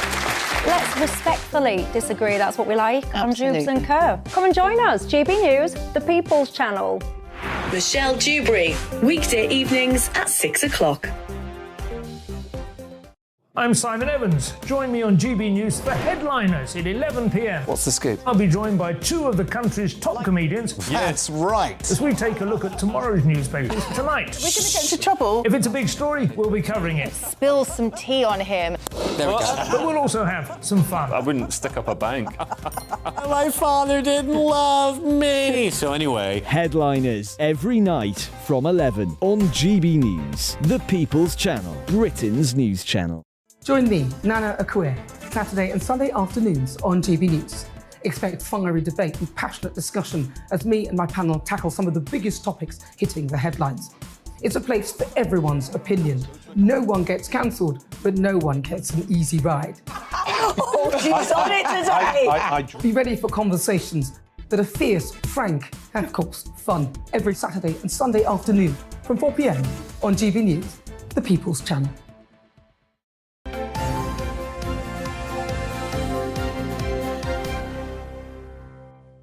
Hello, nice to have you on board. Just a little look ahead to tickle your taste buds on what we're doing later in the programme. Yeah, it's 7:26 now. Just after 8, we'll be speaking to the head of polling at Ipsos to find out what people want to see from the Chancellor today and what could win the Conservatives the next election. Your suggestions very welcome. Ted Lasso, do you watch it on TV? If so, you'll be delighted to know that Series 3 drops today. And at 9:15, we'll meet one of his real-life neighbours in Richmond, which is... Where is Richmond? In Surrey. Yeah, technically, southwest London, really. So, yeah, southwest London, yeah. The series is filmed there, and they're offering tours and things because the show has put the area on the map. Maybe you've been on the tour, maybe you watched Ted Lasso. I've never watched Ted Lasso, but I had my in-laws over from Canada and we went out for lunch in Richmond and they were all beside themselves. Yeah. Oh my goodness, all taking pictures on the bench and in the green, and so I really need to watch it. Very good. Watch us after this.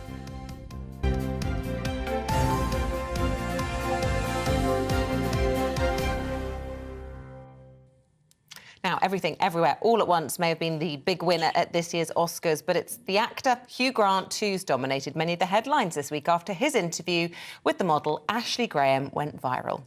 So, how did he perform? Well, when you see this, a lot of people would say he was slightly short, he was curt, he was rude.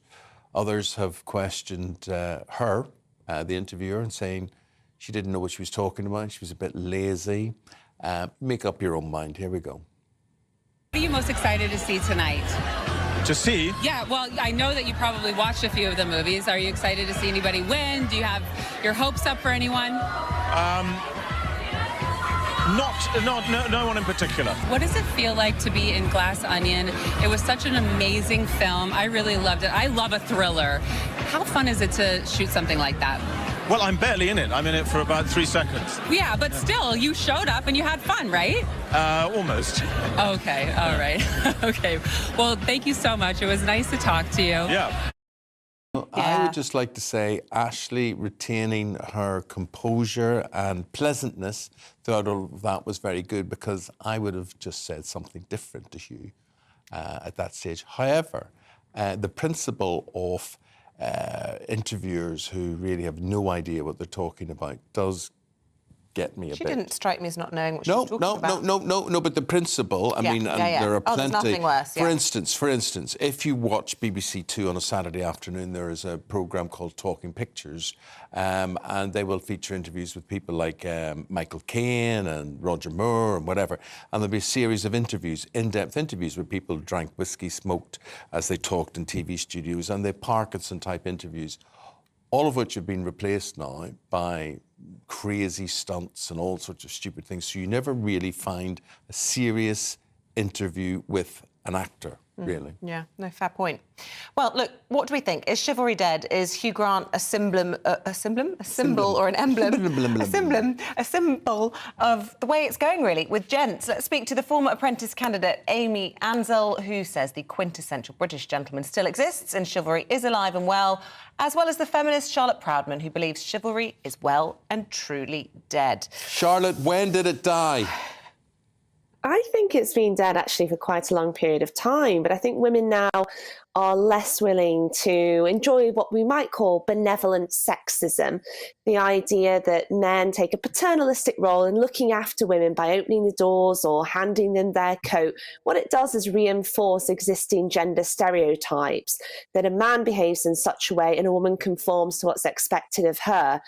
And I think many people have sort of had enough of that, particularly those that advocate for equality.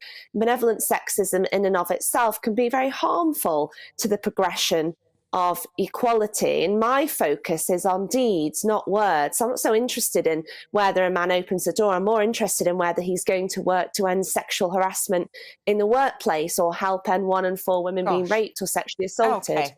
I mean, we were just talking about chivalry, not necessarily going as deep as that. Let's bring in Amy at this point. I mean, do you think that, as was being claimed there, that Hugh Grant really is sort of anti-women? Well, look, I looked up the definition of chivalry in the Cambridge Dictionary, and it actually said polite, honest, kind, especially by men towards women. I have a 6-year-old son, and I am raising him to be all that and more. I don't want him to be impolite. I don't want him to be dishonest, and I don't want him to be rude. Simple as that. So chivalry is alive and well. My husband, a lovely British gentleman, got down on one knee and proposed to me, was quite chivalrous during our courtship. I'd have got down on 2 knees. And he still is, and I appreciate that, and I still consider myself a feminist, but I appreciate chivalry, and it still exists. So what do you want to say to that, Charlotte? Well, I mean, obviously, if you enjoy chivalry, then, good luck to you. I'm glad that you're married to an English gentleman. I personally wouldn't want to be. I'd want to be treated with equality and respect and mutuality in the same way. So, if the man's going to open a door for you, then I hope that you're also going to reciprocate in the same way. And as I say, I'm more concerned about what they're going to do to help women gain equality rather than doing the odd notion examples of benevolent sexism. What I think we saw with Hugh Grant, which is supposed to be the issue of the interview, was him speaking down to a woman and speaking these very short, sharp responses, which no doubt may have made her feel slightly humiliated. I don't want to speak for her, but I can imagine myself feeling that way, rather than engaging in conversation. Actually, I just thought it was incredibly rude and blunt, not necessarily an example of any gentleman or any man for that matter. Well, I felt that he was simply dry, sarcastic, quick-witted, and wry. I think that Ashley Graham did zero research. Her questions were silly and inane, and he was going to give her that right back, and he did. I don't think he was rude at all in his answers. As a matter of fact, what he said actually went right over her head when he mentioned that it's Vanity Fair, and she actually thought he was referring to the after party. So, and also, he was presenting at the awards with Andie MacDowell after having not worked with her in 29 years. He's a veteran actor of 40 years. She asked him nothing substantial, and it was quite embarrassing, in my opinion, her line of questioning. Well, who on earth does ask anything substantial at the Oscars or any many other people, low many journalists. Ceremony? Sadly, Ashley Graham is not a journalist. It's a classic dynamic of a man and a woman, and a man taking power and ownership of that conversation and saying, I'm not going to play this game and I don't need to because I'm a wealthy, established, powerful, white, privileged, famous man. Disagree. With a woman there who was trying to engage him in that conversation. I completely disagree. I thought he gave very short answers, but to the point. He had a great interview, I think, from his perspective. What was so rude about it? She asked stupid questions. He gave her basic answers. If she asked more intelligent questions, he probably would have given more intelligent answers. And people commenting on it obviously wasn't that great, was it? Because we're here having this discussion now. Well, I think it's more of a cultural issue, actually. I think she was being typically American, and he was being typically British, and that's ultimately what happened. Let me ask you. Go on. Right. You often point out, as a feminist, you would use these terms as a feminist, I would like to say. Now, also, I would like to say about you is you're not adverse to somebody pulling a chair out chivalry. for you. And I don't think they're mutually exclusive at all. Right. So if you were Ashley Graham on that carpet the other night, how offended would you have been or not? Oh, I'd have been hugely offended, and I'd have thought he was a very, very rude individual, and I do think he is incredibly unnecessarily disrespectful to her, and I don't think he was typically British. I have to say, I do disagree with Amy on that. I do think he could have been more chivalrous, but I also disagree with Charlotte that being chivalrous is necessarily derogatory to women. I think you can be a feminist and you can have good manners and you can be respectful to women. And I think that, I'm bringing up my boy, what makes a man manners make a man, and I will always repeat that mantra, and I also will raise him to respect women. Since you asked. Why are we raising men to treat women differently? We don't raise women to treat men differently. We're thinking about equality within the workplace or equality generally within society, then we need to recognise that the sexes should be treating each other in the same way. So I'm curious as to why you bring up your son in that way. Because society isn't yet equal, as you point out, and it's trying to teach them to help correct society. How is opening a door progress for equality? No, well, I'm not suggesting that. I'm saying that's just manners and chivalry. Can I just say, yesterday with my incapacitation, who opened the doors for me everywhere? That's just manners, yeah. Yeah, but I love you for that. I know. I actually think, genuinely, you are a feminist. You are married to a strong woman. You put up with a very strong woman day after day sitting next to you here. Put up with, don't always enjoy. And yet you're very chivalrous. You've got lovely manners, and you're a good example. So you and I are of agreement that this can work both ways. 100%. You can have your cake and eat it on that. You might find it hard sitting next to me, but no. It's a good thing. But Charlotte, it's very interesting hearing what you have to say, and in today's society and how things should be. So Dr. Charlotte Proudman, she thinks Hugh Grant bang out of order. Amy Ansell beside me here thinking he was okay. He was all great. I thought he gave great answers. I think the interview got off on the wrong foot because, unfortunately, she didn't understand. She asked a question and she didn't understand his answer. Went right over her head, and he thought, "Okay, I know who I'm dealing with now." Oh my God, that is seriously sexist language to say. Why she didn't is it understand the sexist? question. It went seriously over her head. It could have been a man doing the same interview. Could have gone over his head too. You would never say that. You would never say that about a man in the same context. I would have if it was a man doing the interview. If it was Ryan Seacrest or anyone else on the red carpet. Straight over his head. Okay. Yeah. It's very intelligence. It's wording. It has nothing to do with very sex. gendered conversation between Not at all. Ashley Graham and Hugh Grant and the way that he treated her, which I don't think, by the way, he would have done if that was a man interviewing him. And for me, that's what I always ask myself. Would the same have happened if the gender roles were reversed? I think Charlotte, how would you like it if someone said, was it fun representing that rape victim? She said, was it fun doing that film? He's an actor for over 40 years with tremendous experience. She said, was it fun shooting that film? Clearly, she had no respect for his craft. Shooting a film got to do with representing a rape victim. Okay, well, without offending either of you... It's your career. If we could It's your career. Bring the popcorn. Let's not wrap this up. This is brilliant. Thank you very much indeed, Dr. Proudman. Thank you, Amy Ansell. Thank you very much indeed. If it's got you talking, please let us know your thoughts. Get in touch. Don't know what to say now, really. But thank you. Just be polite, but not in a sexist way. Polite, not in a sexist way. Right, stay with us. We'll be talking about keeping your dog on a leash. The Prime Minister's back in trouble with the police. His lovely Labrador Retriever, Nova, was running amok in London's Hyde Park. David Mellor, Scarlett Maguire with that in the papers next.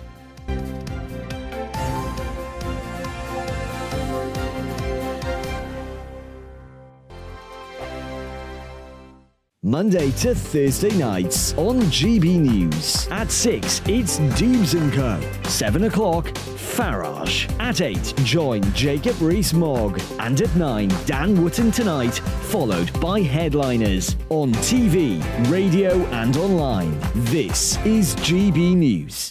It's all about family, being in people's living rooms, all the interaction and getting to know who our viewers and listeners are. When I was young, my dad used to say, Nana, stop arguing. I wanted an outlet that would enable me to give my opinion. People are going through a really hard time right now, and I know that you don't feel like you're being listened to by the establishment. I came to GB News because it's the People's Channel, and I want the audience to have their say on the events of the day. We're dynamic. We do something different. Democracy shows that the wisdom of the nation is in its people. I get to travel to find out what the story is from a personal perspective. The British people aren't fools. We know when we're not being told the full story. We've got to work out how Britain moves forward from this. It's the best country in the world. The establishment had their chance. Now we're here to represent your views. Britain's watching. Britain's watching. Britain's watching. We're proud to be GB News. The People's Channel. Britain's news channel. Westminster is going around in ever-decreasing circles, followed by the media. Britain is broken. How on earth did we get into this mess? But more importantly, how do we get out of it? Join me at 7 p.m, Mondays to Thursdays on Farage, here on GB News. We will have open, rational debate. We've got to work out how Britain moves forward from this. Join us here on GB News, the People's Channel. Britain is watching. I'm Jacob Rees-Mogg, the Member of Parliament for North East Somerset and a former government minister. For years, I've walked the corridors of power in both Westminster and the City of London. I campaigned in the largest democratic vote in our island story. I know this country has so much to be proud of. We need to have the arguments, the discussions on how we make it better. The wisdom of the nation is in its people. Vox Populi, Vox Dei. That's why I'm joining the People's Channel. Join me Monday to Thursday at 8 p.m. on GB News, Britain's news channel. GB News has its own late-night paper preview show, Headliners, where comedians take you through the next day's top news stories. You don't have to bother reading the newspaper, we've got it covered for you. Headliners, every night at 11 p.m. and repeated every morning at 5 a.m. We won't send you to sleep like some of the other paper review shows out there. GB News, the People's Channel, Britain's news channel.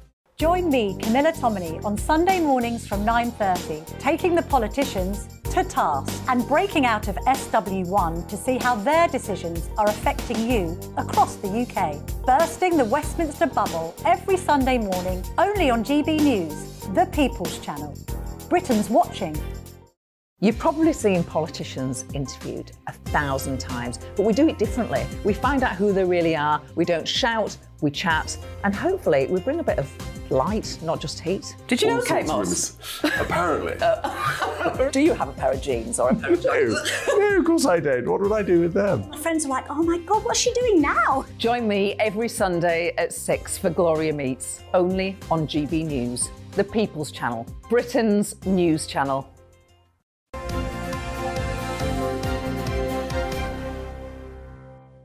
18 minutes before 8 o'clock. Time to go through the papers with David Mellor and Scarlett Maguire. Where should we start, David? Do you fancy a bit of Gary Lineker this morning? This is actually, believe it or not... We've got to go on with another day with Gary. Page 11, heaven forfend. Not the front pages for once. But the headline, I think, it tells the right story. BBC tweet row, impossible to fix. You see, Gary thinks he's bigger than the game, and on this occasion, he's scraped a 2-1 away win against the Director General. But at some point, the Director General will come back and smack him in the eye 6-0. And this is what Gary doesn't seem to realise. The BBC have long memories and they don't forget. Because, you see, I've nothing against Gary Lineker. I mean, I don't see much of him these days, but I did, when I was a minister, see quite a lot of him. And I thought he was a charming chap. But since then, he's become far more left-wing. Now, it's fine to be left-wing. I mean, look, Scarlett's left-wing, and I still speak to her. I have no issue with her being... But the awful thing is that Gary Lineker confuses his role as a BBC personality and saying things. Now, if he said things in a kind of mature way, that would be fine. But you know what he said about, the government, in its own inept, shambolic way, are trying to stop people who turn up on beaches staying in this country forever. There's nothing wrong with that. It'd be nice if they did it better, but there's nothing wrong with that. But Gary speaking as if this was the Nazis, this is lazy. Hold on, David, hang on a minute. He talks about language. This is lazy and this is contemptuous. He never mentioned the Nazis, but... This is, He never mentioned the Nazis. But you know what he meant. He was talking about language. He wasn't talking about nice Germans having a bowl of sauerkraut in Berlin. But all of that being said, he's being reinstated. The Director General has apologised. Have you seen his latest Twitter profile, which he posted up yesterday, which is taken outside the BBC building? If liberty means anything at all, it means the right to tell people what they do not want to hear. He has no intention of changing his habits, has he? No, and it's self-obsession raised to a status of high art, you know? I mean, what's so odd about the BBC in this is that they didn't think this has been a tweet waiting to happen, right? I mean, Gary Lineker has been tweeting controversial things because the Daily Mail has basically been running a campaign against Gary Lineker for years because he's always... And how effective it's been, I know, particularly about refugees, though, I mean, and saying, why can't you have some in your house? So, of course, Gary does.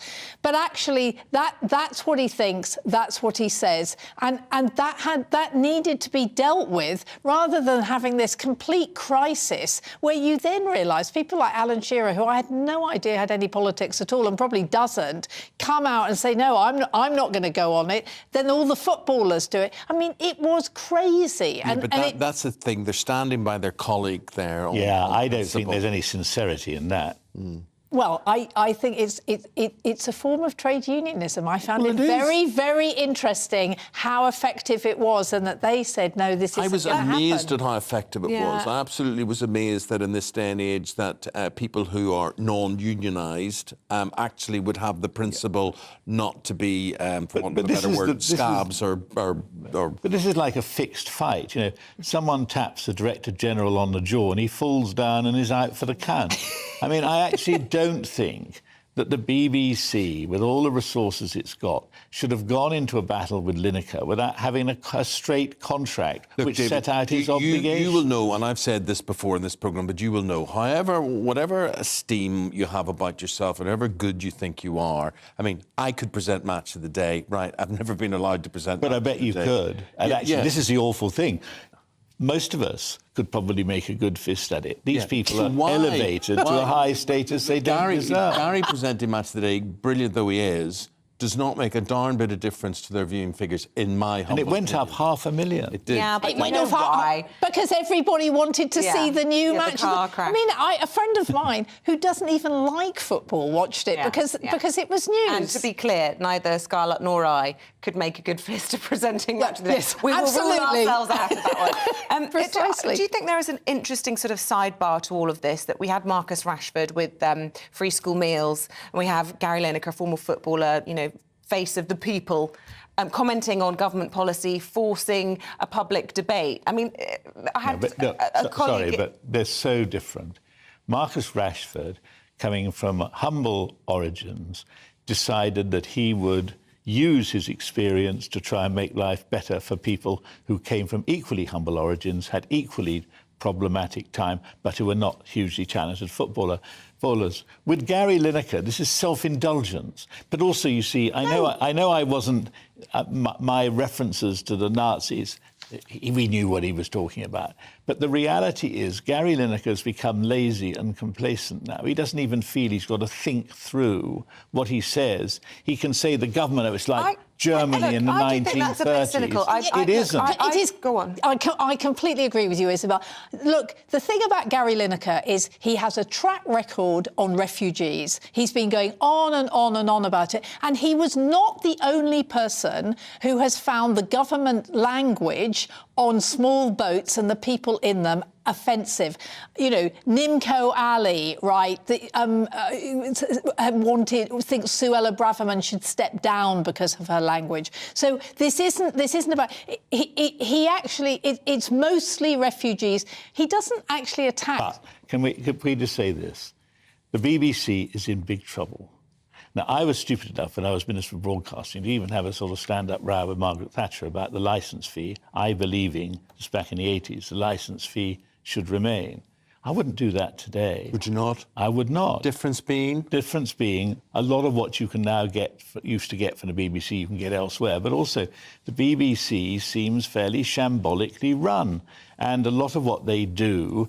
they don't do particularly well, you know, and the BBC think they can deal with this crisis in the usual BBC way. Assistant heads must roll. But the reality is there are a lot of people itching. It's a bit like watching some poor fellow walking down the street and you see people with their knives in the shadows ready to come out and stick it in.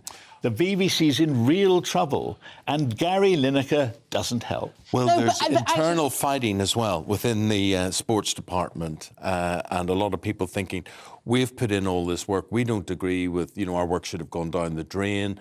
Should the rugby have been screened on Saturday and commentated on Sunday as well? I mean, it's ridiculous. It's ridiculous, but at the end of the day, Gary is bigger than the game, he thinks. Mystic Miller says Gary is not bigger than the game. OK, thank you. Let's talk about lockdown. We're staying with the BBC, Scarlett, here, and BBC journalists asked to avoid using the word lockdown in reporting at the start of the pandemic. Well, it's interesting that there's been a number of WhatsApp messages that have been shown that BBC journalists, particularly political journalists, were told by senior management that number 10...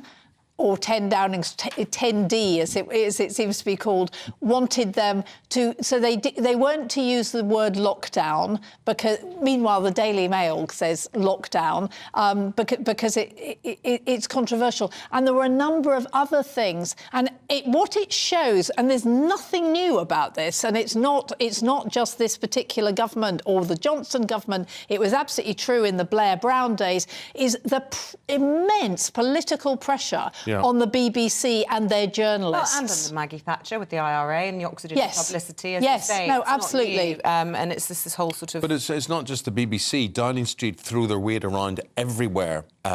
Independent radio, ITV, whatever. I mean, I believe they're responsible for me no longer working at ITV because I questioned...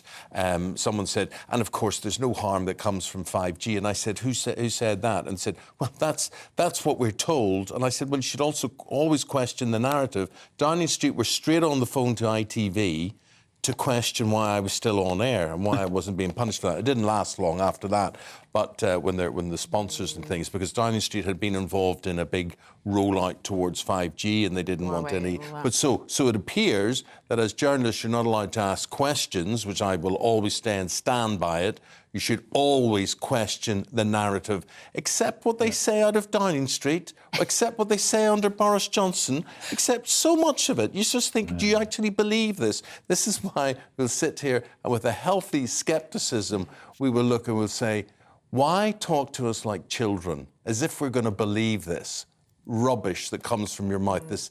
Oh, so basically, here. Yeah. Very good. Yes, absolutely. We all agree on this one. To that. Right, well, look, we've got to say goodbye to Scarlett and David for now. We'll have more. We'll try and move away from the BBC. We've started. I mean, we just... I know, we could do a whole programme. It's absolutely glorious. So next time we're back, no mention of Gary Lineker, no mention of BBC. Yes, That's all done other for stories that. only. Let's no talk mention about Rishi of Sunak's Eamonn. dog at some point. Yes. Right, 12:30 today. Unless you've been living under a rock, you'll be aware that the Chancellor is due to deliver his inaugural budget, and our reporter Will Hollis is out and about. He's in Kettering for us today, speaking to local business owners about what they're hoping to see. Will, tell us more.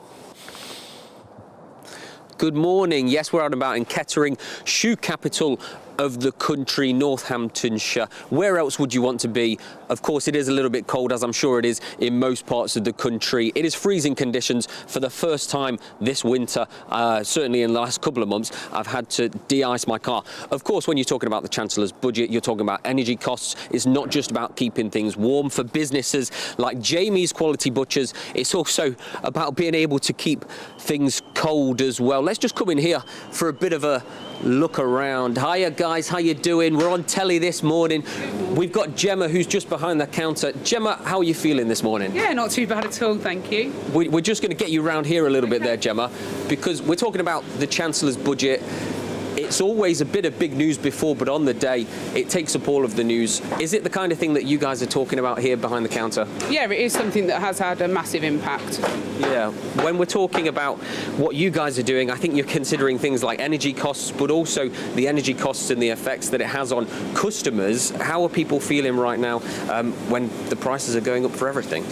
So we hear it a lot with the customers. You know, they're budgeting a lot more with weekly, monthly shops, a lot of bulk buys happening. So you find that customers are buying more quantity to last a lot longer than perhaps they would have done in past years.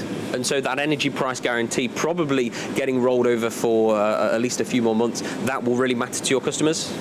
Well, it will, because it has an adverse effect on the price of meats, because of the price of feed that obviously the animals have to eat. So everything has a roll-on effect, and you know that then has a price of on our meat, and that's going up on a daily basis at the moment.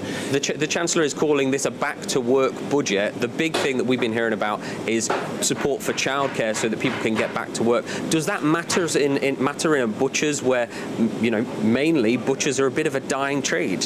Absolutely, because we may have hidden talents amongst the parents that haven't been able to work. So introducing that 1 to 2 year old sort of relief for the working class parent that can then get back into work, there may be the talents that we need and so desperately need in this trade of carcass butchers, and supporting local and being a very small business. It's always important to have trained persons in the shop. Well, we're going to let you get back to your trained job.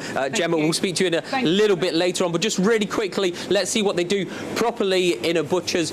Billy, let's see how you sharpen that knife. That's how you sharpen your knife. Incredible, Eamonn and Isabel.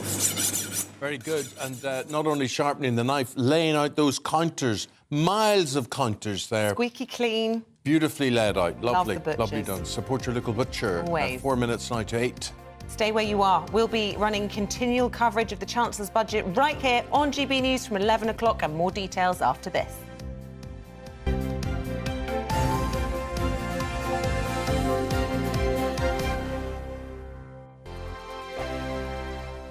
I joined GB News because I was sick and tired of not hearing my views being represented, not just mine, but so many people that I knew and spoke to. I just couldn't get my voice out there. I couldn't say anything. I couldn't do anything. Whatever the narrative was, I kind of had to follow it. GB News is there to provide a voice for those who have been ignored by the establishment media. We think different things, we've got a different style. GB News is here to be optimistic and positive about the future. It's real kind of dynamic and flowing, with the audience very much at the heart of it, like a big family.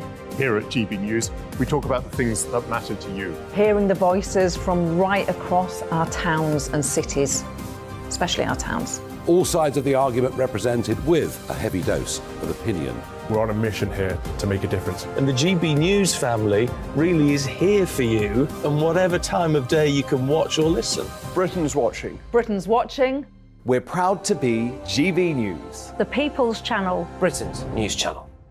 Monday to Thursday, 9 p.m. till 11 p.m. Join me, Dan Wootton. I'll bring you the sharpest takes and hottest debates. Do you not believe in prisons? I don't believe in prisons. I'm completely stunned. I guarantee you there'll be no spin, no bias, no censorship. I actually was personally quite offended by it. And no reason to go to bed. So I guess they've always been quite woke. That's Dan Wootton tonight on TV, radio and online. Monday to Thursday from 9 p.m. till 11 p.m. on GB News. The People's Channel, Britain's news channel. We are GB News, the People's Channel. And right across the United Kingdom. You can find us on Sky Channel 512. Virgin Media Channel 604. Freesat Channel 216. Freeview Channel 236. And YouView Channel 236. You can also take us with you on DAB Plus Radio. With the GB News app and at the website gbnews.uk. We're absolutely everywhere. Come join us on GB News, the People's Channel, Britain's news channel. Hello, I'm Michael Portillo. You can join me every Sunday on GB News. Remember to subscribe to the GB News YouTube channel and to download the GB News app to stay up to date with the latest GB News content. GB News, the People's Channel, Britain's news channel. Join me, Lawrence Fox, on GB News. Frank, fun, fearless, and sometimes serious. Much as I love a Friday night punch-up, what I really want is a battle of ideas. I want to look at things differently. I want to hear different voices and engage with your unique experiences. Every Friday at 7 p.m. on GB News. Hello, I'm Esther McVeigh. And I'm Philip Davis. Whether you're watching or listening on TV, online or on radio, we handpick the latest stories, debates and expert opinions for your weekend. So whether that's politics, news or showbiz, we've got it covered. Join us every Saturday morning at 10 o'clock on GB News. I'm Mark White. As GB News Home and Security Editor, I cover those key issues that are so important to you. Our authorities, our communities doing all they can to combat violent crime. With the public services under unbearable strain, why are we still failing to control our borders? Defence, the first priority of any government, has been continually hollowed out. Can we trust our politicians to protect the armed forces? Join me, Mark White, on GB News.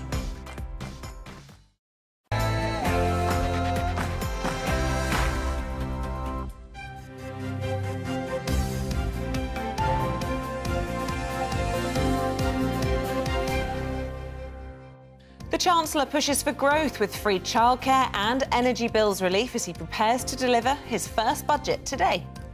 Very good to see you. 8 o'clock on the dot, Wednesday, 15th of March. Eamonn and Isabel, breakfast here on GB News. Here's what's leading the news this morning.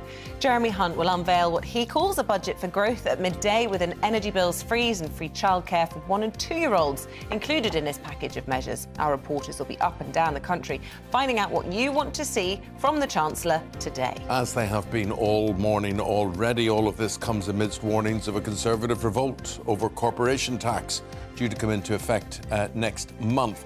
Jeremy Hunt will argue that major tax cuts would destabilise public finances. Tens of thousands of workers will strike today in the biggest wave of walkouts this year. The industrial action by teachers, junior doctors, university lecturers, London Underground staff and regional BBC staff has been timed to coincide with the budget.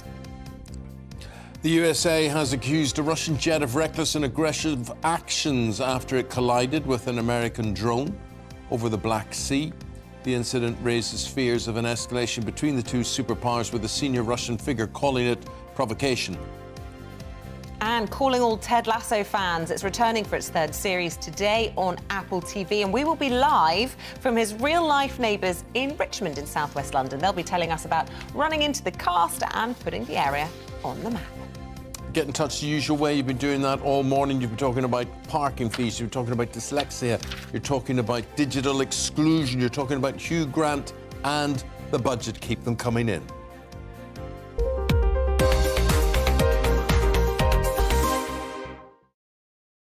So the budget is our top story today. The Chancellor will unveil what he calls his budget for growth, a £4 billion free childcare scheme making up part of his plan to tackle continuing labour shortages. Yes, Jeremy Hunt's announcement will also include a one-year extension to the 5p cut in fuel duty and a continuation of the energy price guarantee, which caps bills at £2,500. Now, these proposals will bring him into conflict with backbenchers unhappy about the 6% rise in corporation tax, which they say is anti-growth. Let's get the view of our economist and economics and business editor, Liam Halligan, the guru, the Jedi, I would call you. Call you a Jedi on this. So you're battering away on your keyboard there. What's happening? Well, as you say, there's going to be a big announcement about childcare. Free, in inverted commas, childcare is being extended to 1- and 2-year-olds. It's already available for 3- and 4-year-olds. It's billed as 30 hours of free childcare, but it isn't really that. It's a subsidy of £646 a month, which that level was set a long time ago. That doesn't buy you 30 hours of childcare. Well, let's see how popular. If this is going to buy them votes, let's find out from Kelly, who crunches the numbers there with Ipsos UK. How popular a move would this be? Good question. So I think the budget overall, and including this policy, are going to be quite uncontroversial for the Conservative Party, actually.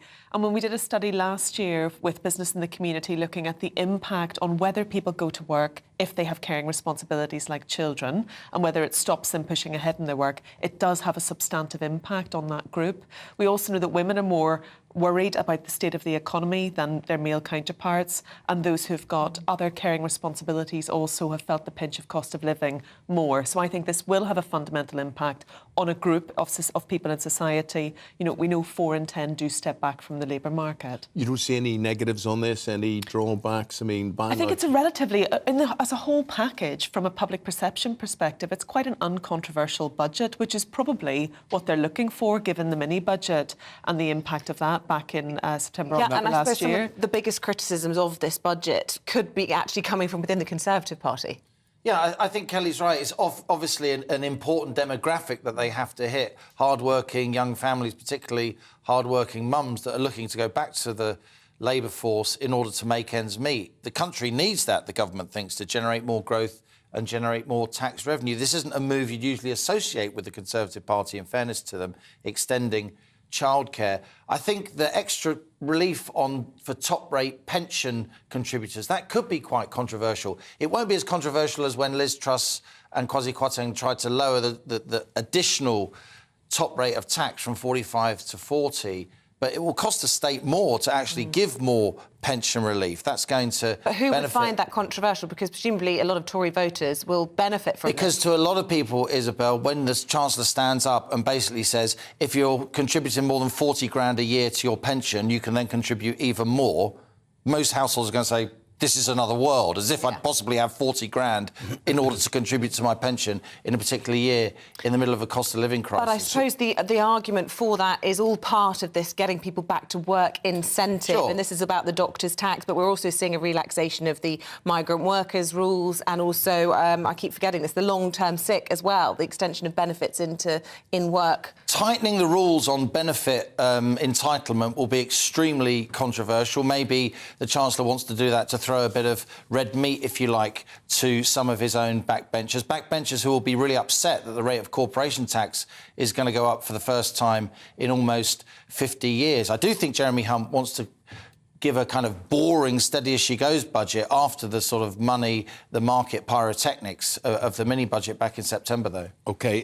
Kelly, we are saying throughout the day, we've got reporters up and down the country, as do all news stations. They all do this. And what do you want from the budget, as if anybody really knows, cares, or will get it? But what do you think from your surveys that people do want. What they want and what they get, of course, are two different things. But as the Spice Girls once said, tell me what you want. What you really want? OK, very good. So what the public do want is some support around the economy, cost of living and inflationary rises in prices. That's their top issue. They recognise the need to balance the books, but to be honest, from a public perspective, they are more interested in tax and increased in public spending at the minute. Right, can I ask you? Yes. You didn't mention migration there, right? No, it isn't a top issue. Really? No, it isn't. Gosh. I know you might have thought from some of the coverage recently that Yes. it is a top issue in the public's mind, but it isn't. Beneath the headlines around the economy, inflation, cost of living, it's public services. That's what they're really worried about. The NHS is one of the public services where the public are most concerned. And so the job of the Chancellor here is, yes, to provide reassurance. He has to balance the books. That's his concern. The public are less concerned. They want relief around the cost of living piece, but they also want to know what is the long-term impact. Can we trust the Conservative government in delivering for our public services? Right, that's really interesting. I want to bring Liam in on that point because, I mean, we've been talking a lot about the backdrop to this budget, the fact that there's more money in the pot and forecasts are looking more favourable, etc., etc. But the other backdrop to this is the biggest strike day of the winter. We've got everything from regional BBC to tube strikes to teachers to doctors. And public sector pay, is that going to be mentioned in the budget today? Well, just to say, Kelly's right, of course. The cost of living constantly tops polls of what voters really care about. Bit of an argument for more economics and business coverage on television, you might think. I certainly would. Public sector pay is a big one. The way departmental budgets are currently stacked, there's an implicit 3.5% increase in public sector pay that's affordable on current budgets. That's, of course, way below the rate of inflation, which is still at 10%, so it amounts to a real terms pay cut. So in order to try and head off these strikes at the pass, because he has got what we call a bit more fiscal headroom, as you say, Isabel, growth has been better than we thought, tax revenues have been better than we thought, so he's got a bit more money to play with. He might try and up that headline rate of public sector pay increase from, say, 3.5% to 5.5%, something like that. That's what I'm hearing. But he won't want to provoke much, much bigger wage claims across the 4/5 of the workforce who work in the private sector, because that is what will jack up inflation, making that cost of living crisis that we're living through even worse. OK, let's go to Doncaster. We're going to Doncaster Market right now, and our man Tom Harwood is out and about and gauging the temperature there. Tom. Hello, Eamonn. Yes, we are here in the heart of Doncaster, right in this historic market, the charter of which dates back over 800 years. This is one of the largest markets in the north of England. And we've been talking to people around and about here, particularly in the fish market, which we're just going to take you inside, because there are some big concerns for the tradespeople here, particularly with regards, of course, to the cost of living, the cost of supplies, and particularly as well the cost of energy. But we've been talking this morning to Martin, the gentleman fishmonger. And Martin, thank you for joining us this morning. What are the biggest concerns for you as a local business right now? The biggest concerns are possibly the utility bills and the price of everything that's going up at the moment. We've not just got the gentleman fishmonger, we've also got a deli around the corner. And we're noticing that the pasta, the rice and a lot of the spices are, you know, nearly doubling in prices from the last couple of years. And everybody knows the story of the tomatoes, don't they? Yeah. You know what I mean? So, yeah, it's challenging times. It really is challenging times. And how have you been able to keep your prices down whilst your costs go up? How have you managed to balance that? That is quite a balance, that. There's certain things that we need to make a markup to keep in business, because we're here to, you know, we've got to make money. But it has slowed down a bit, and we're just getting through. So the staff that we've got, we want to keep the staff on. So we're taking a bit of a wage cut, I suppose. You know what I mean? We're not making as much as what we used to do. But we've still got everybody on board. And that is an interesting point that a number of people we've spoken to in the market today have mentioned about staffing, about the labour market here in the UK. It seems to be not in the best place. No, it is a bit of a problem. It's the wrong time of year to work in a fish market as well. As you can see this morning, it's really cold. But it is a problem. Yeah, staffing is a problem. So what would you really like to see today from the budget in terms of, I don't know, energy bills or tax or any incentives that you'd really like to see from the Chancellor later on? Yeah, just the capping on the energy prices is a big thing, and I think that is affecting everybody. Business rates as well for small businesses, that would help us out quite a lot as well. So maybe he's going to be kind to us. Maybe he will be, although it does look like corporation tax will be rising, which might well be a bit of a concern. Are you worried about that? Yeah, but I don't like to look into it too much, so let's look at that when we know what's going to happen. Right, well, Martin, thank you so much for talking to us this morning, and good luck with your business today. Despite the slightly chilly weather here in Doncaster, there is lots of stuff going on, but back to you. Inspiring. Whole new segment, Tom. I think you're sort of channeling the Challenge Annika vibe. We could get you a helicopter, zoom you into markets up and down the country. I'm loving this energy. We'll be back with Tom in Doncaster a little bit later on in the programme. Meanwhile, Kelly Beaver from Ipsos UK, she is the boss there. Kelly, overall, as a budget, how important is this one, not only for the country, but for the Conservative Party? I think it's quite an important one for them. If you look at how the public feel about the Conservative Party at the minute, they are not polling particularly well overall on voting attention, but actually on the economic policy and people's views on whether the Conservatives have right policies for the country, it's in one of the worst predicaments we've seen since the point of the crash back in 2009 for any governing party. So they've quite a gap to make up on, and we haven't seen a government either take power without being ahead on the economy. So that's a bit of context. They haven't got a huge amount of time to demonstrate the long-term impacts of this budget, the changes they're making to get people back to work, as they're saying, and also improvements on childcare, etc. There's not a long time for that to really bed in and to come to fruition before they're going to be in a proper electoral race with their counterparts in Labour, who are currently polling better than they are on the economy. I think if the Tories don't have a reputation for economic competence, they don't have a point in the public's mind. And they definitely lost that reputation for economic competence around the time of the mini-budget last September, just as they lost it, remember, in the mid-90s when sterling crashed out of the exchange rate mechanism, and that really lit the touch paper for New Labour, Gordon Brown and Tony Blair bestriding office for 10 years. So it strikes me that today Jeremy Hunt will want to be boring. He'll want to get through this without sterling dipping, without lots of pyrotechnics on financial markets.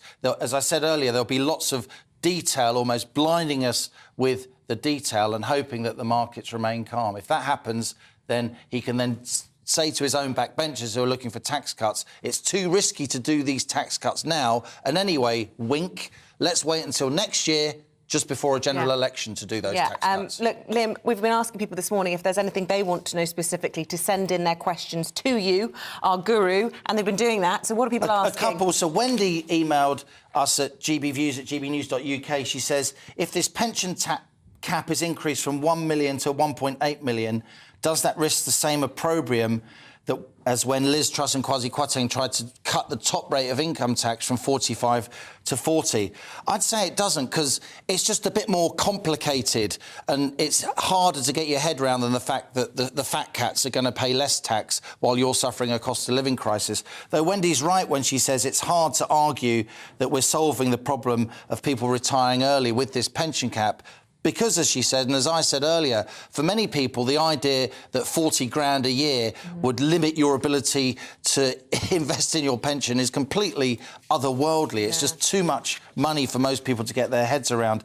And then Peter Dyson came in and asked us about business rates. These are taxes that companies pay on their premises before they've made a profit, before they've taken in any money at all. Labour have been going big on the fact that they are going to lower business rates. Rishi Sunak, when he was Chancellor, promised a review on business rates. We haven't seen it yet. Maybe the Tories will touch that, because that key small and medium-sized business demographic is one that they want to tap into. The Chancellor on his feet, 12:30, as I understand it, and full coverage, full build-up and preview of the budget from Liam from 11 o'clock on GB News today. Yeah, so we say thank you very much to our panel for that discussion. We'll have more from them a little bit later on, but for now, the time at 8:16. Let's bring you up to date with the rest of today's top stories. The United States has accused a Russian jet of recklessly colliding with an American drone over the Black Sea. The incident raises fears of an escalation between the two superpowers, with a senior Russian figure calling it a provocation. The State Department summoned the Russian ambassador over the collision, with the US military saying the Reaper drone was on a routine surveillance mission that two Russians tried to interrupt. The candidates to replace Nicola Sturgeon say Scotland could be independent in 5 years. Kate Forbes, Ash Regan and Humza Yousaf all agreed the country could leave the UK by 2028. The First Minister of Scotland will be announced on the 27th of March. The Queen Consort has met a young ballet dancer set to star in a Disney documentary on a visit to Elmhurst Ballet School in Birmingham. A 13-year-old called Anthony Madu received a scholarship from the school after a video of him pirouetting in the rain went viral 2 years ago.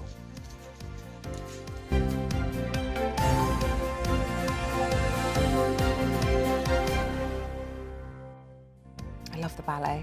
Ah. Yeah, that's just whets my appetite. I haven't been to the ballet in forever. Dance in the rain like that lad. Yeah, gorgeous. Right, stay with us. Coming up, as the Cheltenham Festival races into day 2, Paul Coit will take us through the runners and riders next.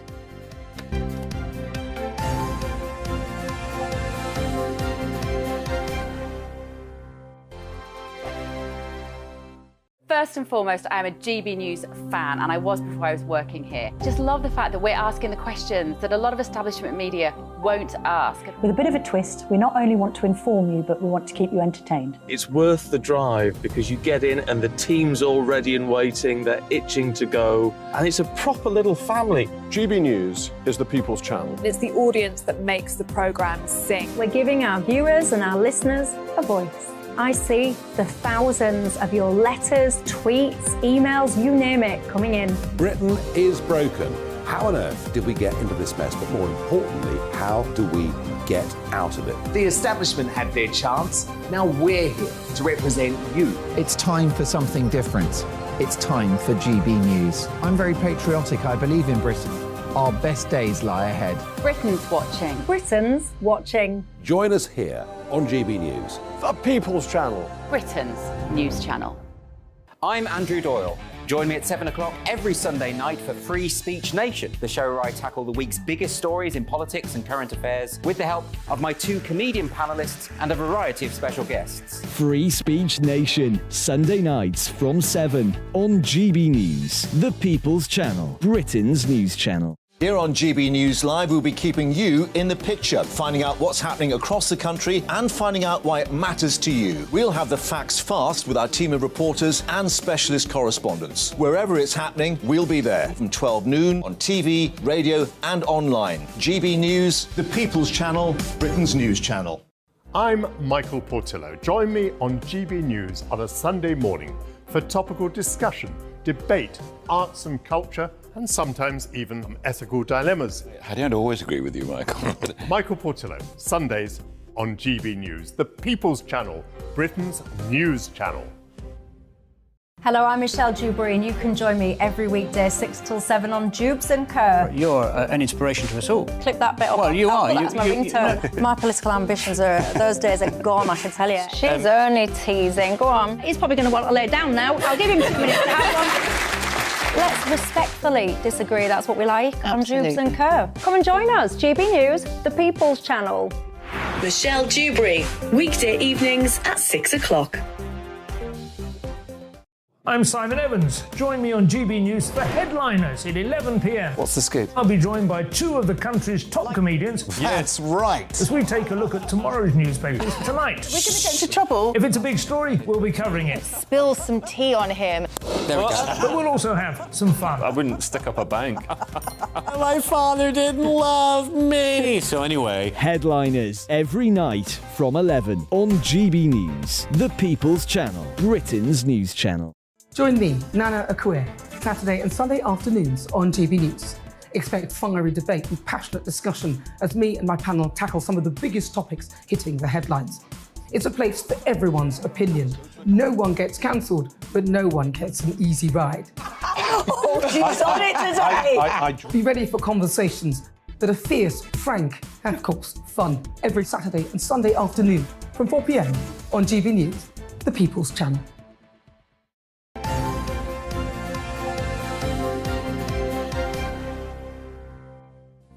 Welcome back. 8:21. Still to come on today's programme. Ted Lasso's back for a new series. At 8:45, we'll be meeting some of his real-life Richmond in southwest London neighbours, and they'll be telling us about their run-ins with the cast and tourists from all over the world. Just after 9 o'clock. What we're going to do is get Labour's take on the budget It's today. like you in that picture on the wall. What, Jeremy Hunt? No, the picture on the wall. Is it Norman Lamont? I'm not sure that who's would the have been Chancellor on the wall, but it looks like you with the big... No, it wasn't it's Norman Nigel Lamont. Lawson. It's Nigel Lawson, but with the sort of the mullet. Well, see, there it is. It looks like you. That looks like me. That's because that is me. Back in the day. They have in Downing Can you Street. imagine if you were Chancellor? God, the country would They be an have pictures of absolute me up mess. there. So they do. They probably do. What were we going to do at 9 o'clock? I can't remember. Labour. We're talking to Labour about the budget. Yeah, that's what we're doing there, basically. And you can join in as well. Give us your views.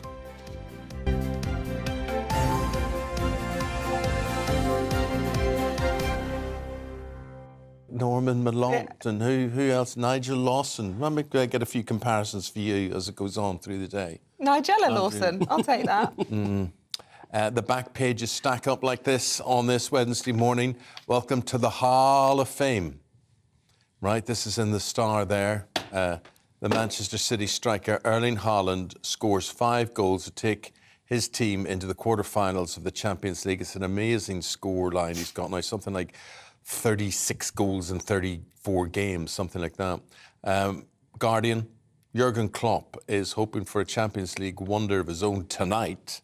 Liverpool attempt to overturn a 5-2 deficit against Real Madrid to progress.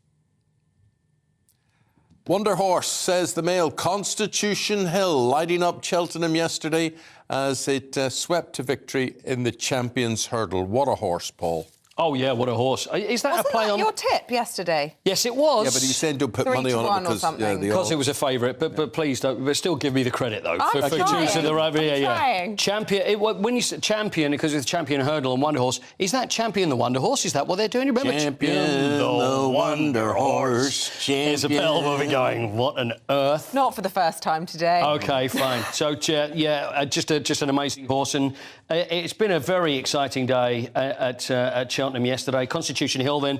Honeysuckle as well won her final race as well. Lots of excitement around there. I was around Paddington Station as I was leaving yesterday, and the amount of people, you can tell the ones heading that off for the day. They're all heading off. Because they've got feathers in their hats. Well, a lot of them, they're wearing a lot of green, and you can tell the difference between the trial races, compared to the ones that are... It's not quite the ones like Isabel who turn up being fanciable for the day, and then the ones who wear the clothes because the weather's awful. Yeah, It's always I won't be cold. dressed practically. Are you there today? Tomorrow. Oh, right, tomorrow. Yeah. So will you be in the green? So you're No, gonna I'm wearing pastel blue. Oh, you're dressing up for it. So this is not like the ones I saw yesterday. Which, are probably out of step with everybody else. They were probably in the cheap seats, the ones that I saw. Is that probably? No, not at all, not at all. So, Constitution Hill. Yeah. Champion the Wonder Horse, though good, both of them. Yeah. Nothing compared to Mr. Ed. The talking horse. A horse is a horse, of course, and no one can talk like a horse, of course. Unless, of course, it's the wonderful Mr. Ed. You two are brilliant. Have you ever seen Mr. Ed? I have no idea what you're talking about, but... Mr. Ed was a horse who had to wear glasses. Aww. And there was a guy called Wilbur who used to look after him, and he'd go, Wilbur, and then Wilbur was the only one. What, sorry? Wilbur, and that's how he would say his name. Wilbur? He was the only man or the only person that could actually could talk to Mr. Ed, the talking horse. So which brings me to Dr. Dolittle. Oh, my God. If I could talk to the animals, walk like the animal. Anyway, right. Do you want some tips, though, today? Yes, Do you want some tips? absolutely. 210. Jerry Cologne, which is 5 to 4, that's a favourite. So favourite, 410 Delta Work, which is also a favourite, but 450 third time lucky, and that's the name of the horse, is 10 to 1. So if you like an outsider, I'm hoping to be third time lucky. I won't tell you. I won't tell you on what front, but anyway. Right, Eric Haaland. Got to talk about this guy. He is a machine. He is a monster on the pitch, and he's breaking a 94-year-old record. Yeah. at Man City. Erling Haaland, he is incredible. He's 22 years old. 22 minutes into the game, that's when he scores his first, and he was taken off 26 minutes before the end, and he scored 5. He wanted 6. He wanted to get his double hat-trick, but then Pep Guardiola took him off. 30 goals in 25 games in the Champions League. Youngest player to reach 30. But the other thing, so 7-0. I mean, and to think that they drew away in Leipzig and then came back and won 7-0. So what that means for the Champions League and what it actually means for the Premier League. Well, they have to be considered now. What are we down to now? Is it the Yes, quarters. Yeah. We will be down to the quarters of this. Yeah. Yeah. I mean, they must be now being considered as one of the favourites. But they always are, and that's the thing, is whether what Pep is doing with the team, whether he tinkers a little too much, which has been the accusations towards him before. But again, they've got... It's what they want. They want more than anything else to win the Champions League because this is what they don't have. But interestingly, I don't know if you heard what Pep Guardiola was talking about his idols yesterday, and he was saying that I will never be a success because I haven't won the Champions League 3 times here. Yeah. But the reason is that my idols, I was blanked by my idol, and he's got 3 idols. Who and are? He said Michael Jordan is one, right. Tiger Woods is the other one, the third one, Julia Roberts.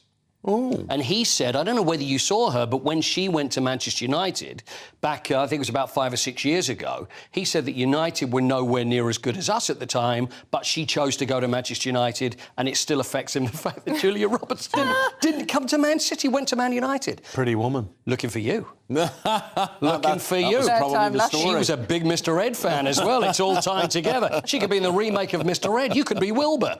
But anyway, that's what he was saying. And he was doing it with, obviously, he's tongue-in-cheek, but some people take things very seriously, but as around football, but he was saying that about How seriously should Liverpool take this return at Real Madrid tonight? 5-2 down. I think it's pride, isn't it? You can't be a Liverpool side playing the Champions League, go away to Real Madrid and just put your hands up and just think, you know what? It's done and dusted. Jurgen Klopp has said a 1% chance, which is probably much all it is. It's going to be so tough to go to the Bernabeu. They're 5-2 down. Get an early goal, possibly, but I don't think anybody gives them hope. OK. The World Cup, right. Yeah. What the heck? Right. So, next time round, when is United... 2026. Right, 2026. Yep. United, that's going to be in the USA, Mexico and Canada. Correct. It was to be 16 groups of 3. Yep. But now it's going to be 16 groups... 12 groups of 4. Well, look, whatever it is, it's too many. 48 teams. Too many. 104 games. 104 games. 3 countries. So you've had it, and you've gone from one thing where you've got them in Qatar, and you can pretty much walk to every stadium. Now you're going to have to fly all over the place. I expect that probably Gianni Infantino at FIFA is probably going to say today, I feel like we'll have the first half in Mexico and the second half, and he'll probably play it in Toronto. It's just nonsense. It's all about money. It's all about money. The top 2... The top 2 in their groups, and then the 8 best third-place teams would make up the final 32. 32. We get down to 32 after all that. CSE 3 in maths. You're speaking to the wrong person when it comes to the numbers. It's just too many. It's too many teams, and even if Scotland don't qualify this time, then they're going to be very upset about it. But it's just too big, too much money, more games, more money. That's the way FIFA. A lot of very beautiful golf courses around the country. Yes. Golf ball rules could dramatically change, though. Tell us why, because this could involve redesigning certain golf courses. Why? Well, we spoke about tennis balls, didn't we, a couple of weeks ago, and the speed of tennis balls. Now, golf balls, when you get golfers these days, they're hitting the ball further and further and further. And this is only for professional golf. Now, they're saying that it's the golf balls now have something to do with it, because you've got some great courses, and you've got people like Rory McIlroy hitting the ball 350 yards. Maybe even some going up to 400 yards. You've got Bryson DeChambeau. So they're thinking that if the ball will not go quite as far, then they don't have to redesign golf courses. So they make the balls heavier or sluggish? I don't know whether they make them heavier, sluggish, give them tennis balls to hit, give them a beach ball or whatever, but the thing is, they've got to make a change. It's not going to affect everybody when we go out and play regularly, but it's a choice. So golf tournaments will have the choice whether they want to change these golf balls or stick with what they've got, because essentially they say that golf is a game of skill, it's not purely about power, which is the way it's been going. But yet the clubs and the balls will contribute. And maybe the strength of the players. I mean, I think maybe they're all of those things. Well, you have. I mean, this is it. You've got players that are built like this. Yeah, well, Rory's only a wee slight thing, but you're right. He's dynamic. It's all muscle. He's an athlete. You know? Yeah, he is an athlete, and he can hit the ball probably further than most people can. So it is about the ball. It's called a model local rule, so they can choose in the tournament what ball they use to suit the golf course. Thanks, mister. Appreciate that. Thank you very much. All in one from you. Stay with us. We'll be talking about keeping your dog on a leash as the Prime Minister's Labrador Retriever Nova has been running amok in Hyde Park. David Mellor, Scarlett Maguire have their say next.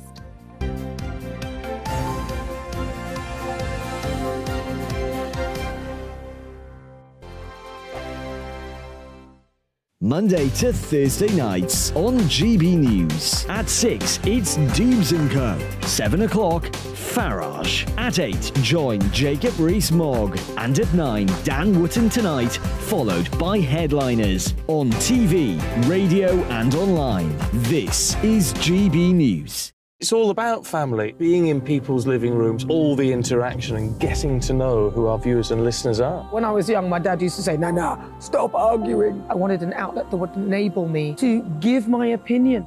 People are going through a really hard time right now, and I know that you don't feel like you're being listened to by the establishment. I came to GB News because it's the People's Channel, and I want the audience to have their say on the events of the day. We're dynamic. We do something different. Democracy shows that the wisdom of the nation is in its people.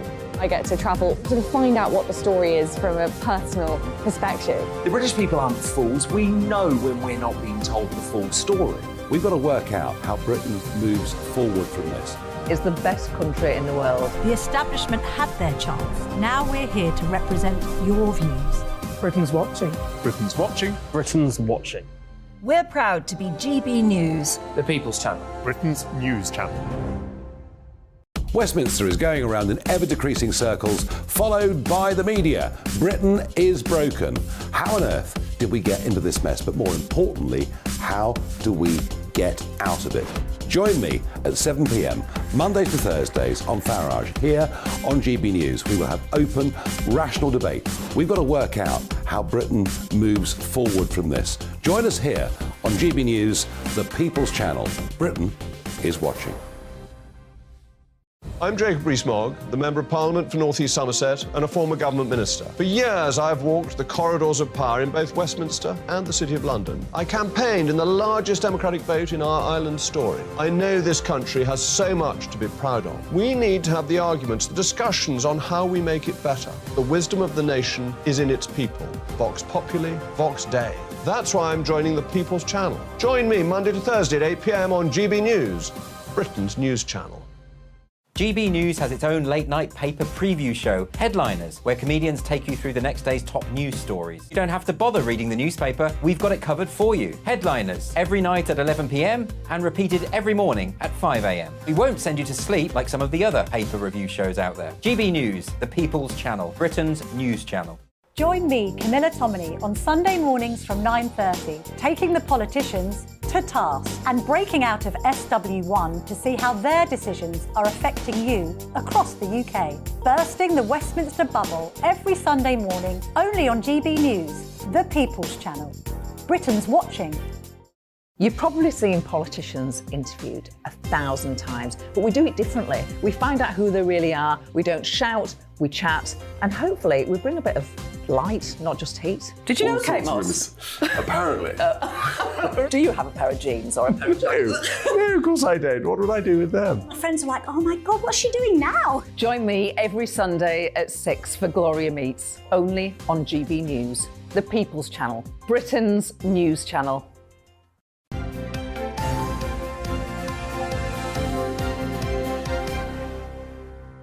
The front pages of the papers, they stack up like this with the time at 8:35. The Telegraph draws attention to a revolt in the Conservative Party as the Chancellor prepares to announce his spring budget. Times highlights Jeremy Hunt's free childcare plan to get parents back into work. The Metro is featuring the Russian fighter jet which brought down an American spy drone in an attack over the Black Sea near Ukraine. Here's The Guardian, capturing the moment Queen guitarist Sabran May was knighted by the King at Buckingham Palace. And joining us to go through the papers one last time is former Chief Secretary of the Treasury, David Mellor, and the former Labour advisor, Scarlett Maguire. David, we've been itching to do the story all morning. It's kind of a non-story, really, but a bit of fun nevertheless. Rishi Sunak out with his family and his beloved Labrador, but he's breaking the law again. Yes, he's got a Labrador. Looks very pretty dog. Probably costs as much as Hyde Park. But there he is with the family. And that's nice. But why does he keep doing these silly things like keeping the dog, which looks like a totally inoffensive dog, off the lead when there's a clear rule, and you can read it, that you keep the dog on the lead? And wouldn't you think somebody would be saying to him, Prime Minister, you can't do this. You can do this in whichever one of your many rolling acres you want to, but you've got to not obey the rules. And it leads to an interesting question about Rishi. Is Rishi so bookish and so much raised above conventional thinking that he just doesn't have time for that sort of stuff? Yeah. Or does Rishi think he's bigger than the game? The law. I do think it's interesting that the technocrat, the guy who prides himself on being a details man, keeps getting in trouble with the thin blue line. Well, it is, but also he doesn't seem to get real life. I mean, the famous time that he borrowed a car to fill up with petrol to show the thing. And everybody went on about him borrowing the car, but actually he didn't know how to pay by credit card. I mean, and you think this is a man who just lives in another world. He obviously doesn't go into shops and pays. I mean, he has people who work for him. He has, who buy everything for him. He obviously has stuff delivered. I mean, he just doesn't take any notice of real life. President Biden, Emmanuel Macron, do you think any of them are any different in that regard? I'm pretty sure they're running a country. Any man any different? Sorry? Is any man any different? Well, I think most men know how to pay for things, and they sort of obey the rules too. Apart from the thing that amazes me is, when did this walk with the dog take place? I mean, he was in Paris, was he not? No, London. Excuse me. Sorry. I think Yes. you mean this But weekend. you know everything. You finished my sentences for me. You thought he was walking He in was Paris. with your President Macron, and then he was off to San Diego, California. What did you call him? After that, Mr. Purcell or something. Mr. Purcell. So I'm just wondering when this actually happened. When he actually has time Good question. running the world. Well, maybe it didn't happen. Maybe it was a fake. Some days ago. But somebody's got a video of it. That's why it's Right. that's why it's surfaced. Okay. Anyway, it's a joke, but it's not going to be funny if this pays to a, to something that people will find it almost irresistible to say that, here is, I mean, this business in the paper last weekend that they had to increase the electricity output in North Yorkshire to cope with the heating on his pool. Now, I can't believe that, but it's in the papers, and there will be people who will believe it's true. Do you think it's true? I can imagine it's true, looking at the size of that blooming thing. And who knows what the electricity network's in Richmond. The grid people said it was true. Yeah. I mean, I'm sure that the papers would have been sued for libel. I mean, of course it's true. I mean, the amount of electricity needed to keep up Rishi's estate in Richmond, Yorkshire, is massive. To be fair, he pays for the electricity. Yes, well, his wife pays for the electricity. I mean, hang on a minute. I mean, he's been a successful professional in his own right. Just happens to have married money. I do think there's an element of... How do you marry money? Well, I've spent 70 years asking myself that question. I still haven't got the answer, I'm afraid. You too. Right, we were talking about warm water for swimmers, weren't we, Scarlett? Yes. But a slightly different sense. This is in The Guardian. Date centres excess heat. This is a great it should be story. data centre. It's data centre. I'm so sorry. Yes, so... Basically, when you have lots of computers sorting out data, they make a lot of heat. Yeah. And you have to spend money cooling them. And so somebody had the great idea in Exmouth... Just use the heat. To take the heat and use it to heat a swimming pool. So they put it in a sports complex, and it's win-win. The data centre saves money, and the heating is done for free. And now it's spreading all around the country. I think it's great. I think it's brilliant. There's so many ideas like that to be harnessed. All these people that cycle to you know, in the gym or run on treadmills or whatever, generating power, get their own electricity on all the footfall across bridges or tube stations in London, use that kinetic energy to generate power. I do think that there's so many areas that we can try and harness in the future. I think this is fascinating. So the investigation into whether Boris Johnson misled Parliament over lockdown parties, David, this is in the Times, and they're talking about people being called to give evidence on this. No, well, they're talking about him being called to give evidence on Wednesday, which is going to be televised, by the way. So if you like blood sports, you could watch that. But apparently it's being taken so seriously by the 7 members of the committee that they're spending all day today rehearsing, and basically this is going to be a crunchy hearing, if they're up to it or up for it, where Boris is held to account for the various things that it is said that he did that put him in fundamental breach of the rules. It would mean he could be suspended from Parliament, and that would be quite serious for him. Equally, he might wriggle out of it because it might not be true. Well, I'm sure he's rehearsing as well. I'm sure he's rehearsing as well, and the big thing is it's not just what he did; it's that he said he obeyed the rules at all time instead of apologising for it. So I think that's quite important. But I mean, remember, we've spent hundreds of thousands of pounds on a lawyer, we the taxpayers, on a lawyer to try and get him out of this. I mean, it's quite shocking actually how the whole thing is going. And there's this campaign that he shouldn't be before the Privileges Committee, even though it was voted for by Parliament. But I don't think that he will be. What would the argument be that he wouldn't be? That it's a witch hunt. Okay. I mean, it's by the Boris allies. I mean, Parliament voted for it. It's got a Tory majority. Harriet Harman, who's chairing it, is a lawyer, has been trained in law. She obviously hasn't practiced for a while, and she has said, "I'm just going to follow the evidence." But I think the problem for Boris is that there are times when he should work hard, but he won't. He'll drift in there and wing it, and he may get away with it or he may not. But I mean, I just think this is part of... Look, Boris is going to make a lot of money writing this, writing that, the other. But if Boris thinks he has a future in politics, he should take this hearing more seriously. And personally, Mystic Mellor clearly believes, which means I'm probably wrong, that he's really finished in terms of holding serious office ever again.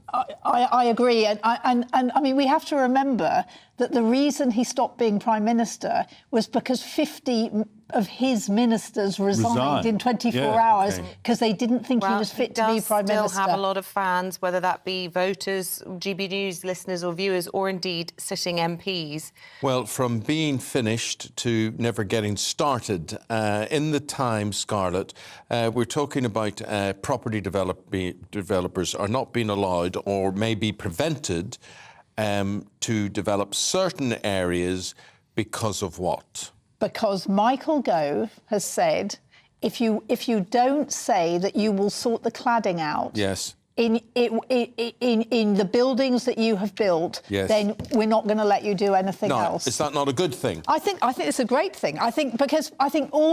Most of us know people who've been affected by the cladding, who can't sell their flats. I mean, terrible stories about people who can't afford to pay for the excess. And you know, the reason this cladding was the bad cladding was put on was because developers trying to save money, and they save money, and it is dangerous. And of course they should take the rap for it. There we go. Actually, I know I'm not here to agree with her, but I agree with her. Oh, wow. We'll move swiftly on then. Let's talk about HS2. I suspect we'll all agree on this. David, the Times, HS2 hold-up will add to spending, says leaked paper. You see, everybody talks about government spending as if you spend money as a government, good automatically flows from it. But, you know, as I found out to my cost when I was Chief Secretary of the Treasury, the Ministry of Defence could chuck money away down the drain on tanks that don't go, And I think I told you the terrible story of the building a bunker under Whitehall, and then they packed it so full of equipment that no one could get in to operate the equipment. You know, and this is typical. And HS2, says the Times, well, a budget of 55.7 billion for HS2 was set in 2015, but the target cost, excluding the eastern leg from the Westminster East Midlands, has since risen to between 53 billion and 71 billion at 2019 costs. I mean, this is where it's so terrible that we don't manage to ever bring anything in at the price that was originally set. And we're not even helping the north. That's what's so terrible, is in the end, we're just going to have a little bit faster train from London to Birmingham, and we don't even know if the bit from sort of west of London to Euston, so that people can actually get into central London, is going to go. I mean, and it's been going on. I mean, how long has it been going? 20 years or something. Yeah. And nothing has happened. Nothing has happened except we've wrecked beautiful countryside. We've made people very, very angry. And in the meantime, we could have put a lot of money into northern railways and made the whole difference to people up there. Right. Well, on that note, Scarlett Maguire, David Mellor, we say thank you very much. Enjoy your budget day, and we'll see you again next week. Thanks, guys. Thank you very much indeed. 8:46 is the time. Today's top stories are these. Over 10,000 RMT members are walking out in a dispute over pay today. The workers have set up picket lines across most major tube stations, ensuring the London Underground's completely shut down. RMT General Secretary Mick Lynch says the strikes show the determination to reach a settlement and that industrial action will continue as long as it takes. The Chancellor will deliver what he calls a back-to-work budget today to push for financial growth. Jeremy Hunt will reportedly pledge to deal with labour shortages by relaxing rules on migrant workers and overhauling the universal credit system. The controversial character Andrew Tate has had his bail request denied by a court in Romania. Tate and his brother Tristan are being held over alleged sex trafficking and are under criminal investigation.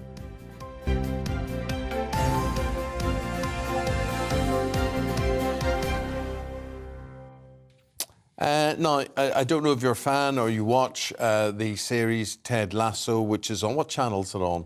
I think it's on Apple TV. The third series back on Apple TV today, and it's right. Emmy Award-winning. OK.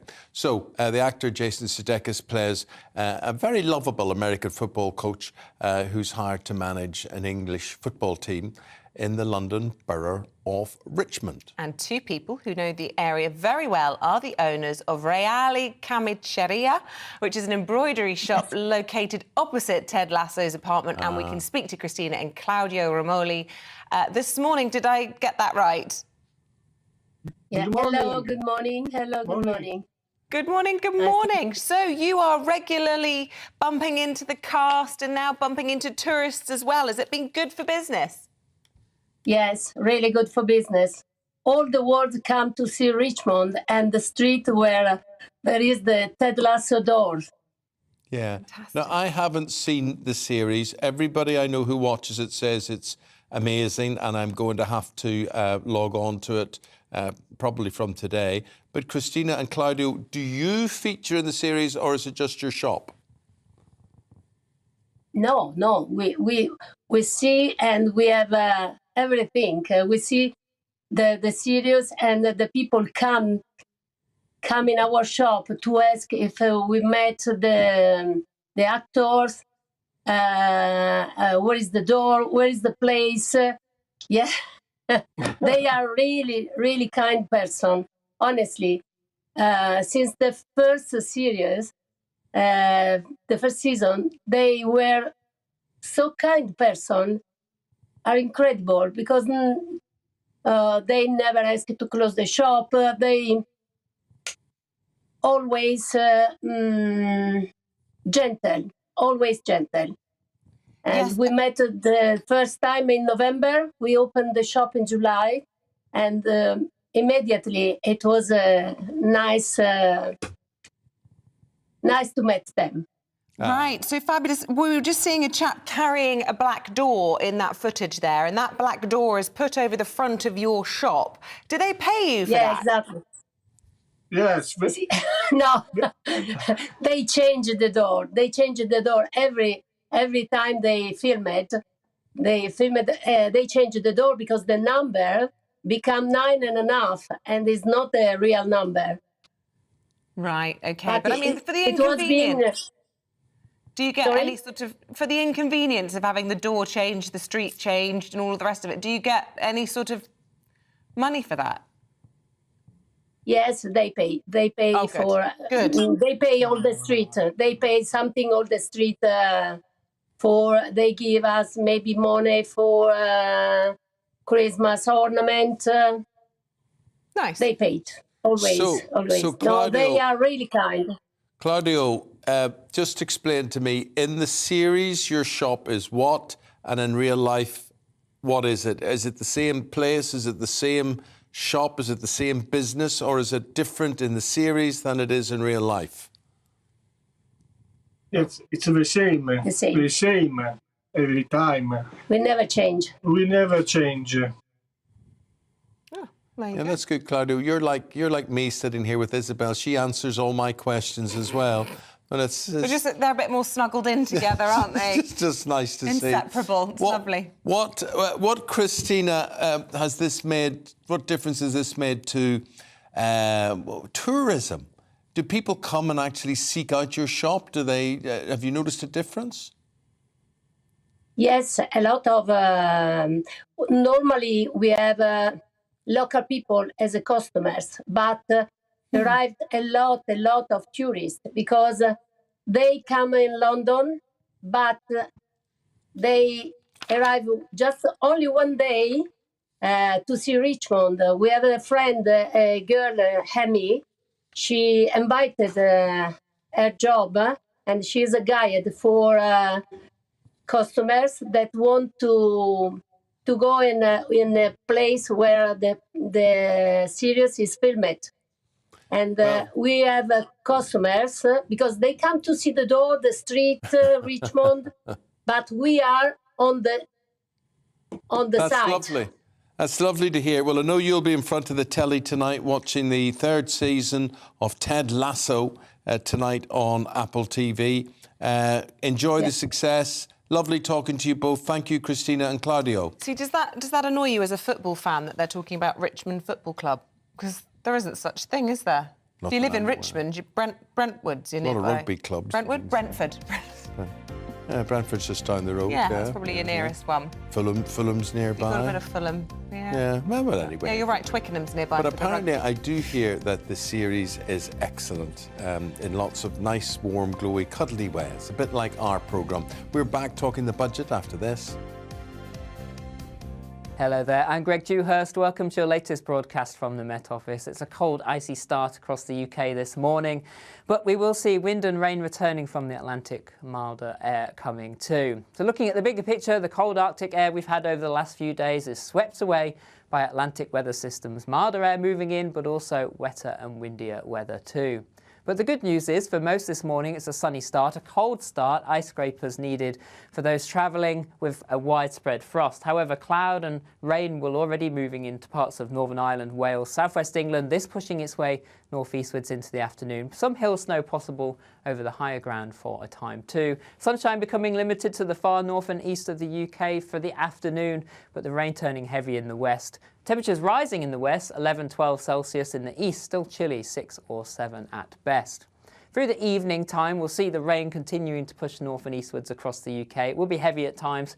Bumping into that colder air, we will see snow across the far north of England into Scotland over the higher ground. Met Office warning in force here, but in the early hours, the rain turning exceptionally heavy across northwestern parts of the UK. Met Office warnings for the rain here could lead to some localised flooding issues through Wednesday night and through the day on Thursday. Thursday morning gets off to a cloudy, unsettled start. Strong winds, particularly around the coast and over the hills, and the rain slowly pushes its way north and eastwards through the day. Only clearing Northern Ireland later in the morning into the afternoon with blustery showers following here. We may see a few glimmers of sunshine across southeast England, but for most it will be cloudy and damp through the rest of the afternoon, but exceptionally mild southwesterly winds lifting temperatures towards the mid-teens, so well above where they should be for the time of year. Going forward to end the week, it stays unsettled and also into the weekend. Further spells of rain, perhaps turning a little drier for Sunday, and temperatures remaining above average for the time of year. See you again soon.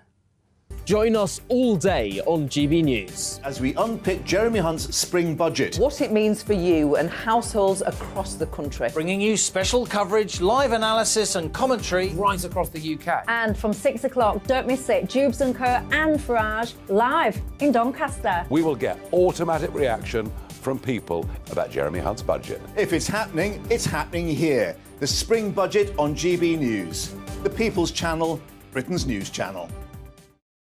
Here on GB News Live, we'll be keeping you in the picture, finding out what's happening across the country and finding out why it matters to you. We'll have the facts fast with our team of reporters and specialist correspondents. Wherever it's happening, we'll be there from 12 noon on TV, radio and online. GB News, the People's Channel, Britain's news channel.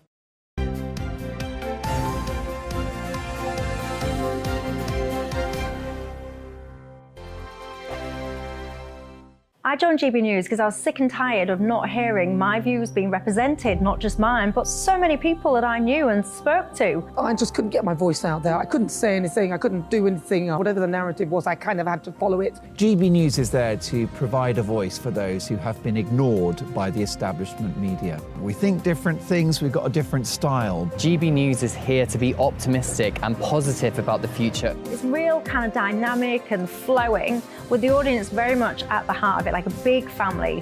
Here at GB News, we talk about the things that matter to you. Hearing the voices from right across our towns and cities, especially our towns. All sides of the argument represented with a heavy dose of opinion. We're on a mission here to make a difference. And the GB News family really is here for you, and whatever time of day you can watch or listen. Britain's watching. Britain's watching. We're proud to be GB News, The People's Channel, Britain's news channel. Monday to Thursday, 9 p.m. till 11 p.m. Join me, Dan Wootton. I'll bring you the sharpest takes and hottest debates. Do you not believe in prisons? I don't believe in prisons. I'm completely stunned. I guarantee you there'll be no spin, no bias, no censorship. I actually was personally quite offended by it. And no reason to go to bed. So I guess they've always been quite woke. That's Dan Wootton tonight on TV, radio and online. Monday to Thursday from 9 p.m. till 11 p.m. on GB News. The People's Channel, Britain's news channel. We are GB News, the People's Channel. And right across the United Kingdom. You can find us on Sky Channel 512. Virgin Media Channel 604. Freesat Channel 216. Freeview Channel 236. and YouView Channel 236. You can also take us with you on DAB Plus Radio. With the GB News app and at the website gbnews.uk. We're absolutely everywhere. Come join us on GB News, the People's Channel, Britain's news channel. Hello, I'm Michael Portillo. You can join me every Sunday on GB News. Remember to subscribe to the GB News YouTube channel and to download the GB News app to stay up to date with the latest GB News content. GB News, the People's Channel, Britain's news channel. Join me, Lawrence Fox, on GB News. Frank, fun, fearless, and sometimes serious. Much as I love a Friday night punch-up, what I really want is a battle of ideas. I want to look at things differently. I want to hear different voices and engage with your unique experiences. Every Friday at 7 p.m. on GB News. Hello, I'm Esther McVeigh. And I'm Philip Davis. Whether you're watching or listening on TV, online or on radio, we handpick the latest stories, debates and expert opinions for your weekend. So whether that's politics, news or showbiz, we've got it covered. Join us every Saturday morning at 10 o'clock on GB News. I'm Mark White. As GB News Home and Security Editor, I cover those key issues that are so important to you. Our authorities, our communities doing all they can to combat violent crime. With the public services under unbearable strain, why are we still failing to control our borders? Defence, the first priority of any government, has been continually hollowed out. Can we trust our politicians to protect the armed forces? Join me, Mark White, on GB News.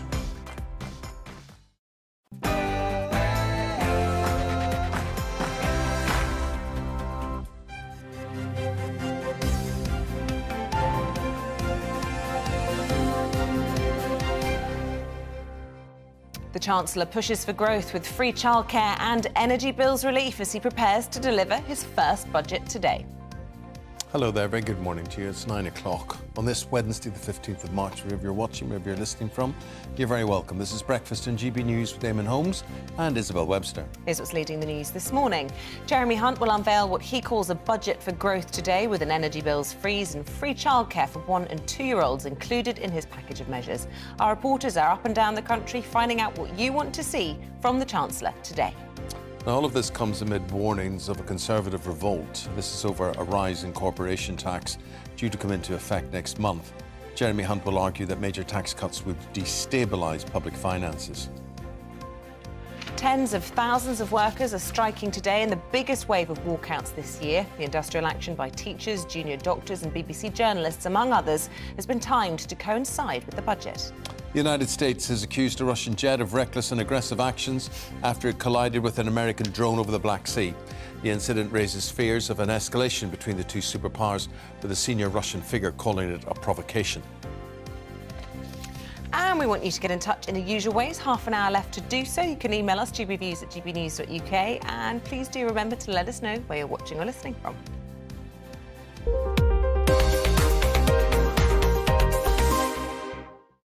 Top story, of course, today, the budget. The Chancellor will unveil what he calls a budget for growth today. £4 billion free childcare scheme, we believe, making up part of this plan to tackle the country's labour shortage. Jeremy Hunt's announcement will also include a 1-year extension to the 5p cut in fuel duty and a continuation of the energy price guarantee, which caps bills at £2,500. OK, let's hear from the opposition, from Labour. The Shadow Chief Secretary to the Treasury, Pat McFadden, with his views on this. Pat, good to see you. Good morning to you.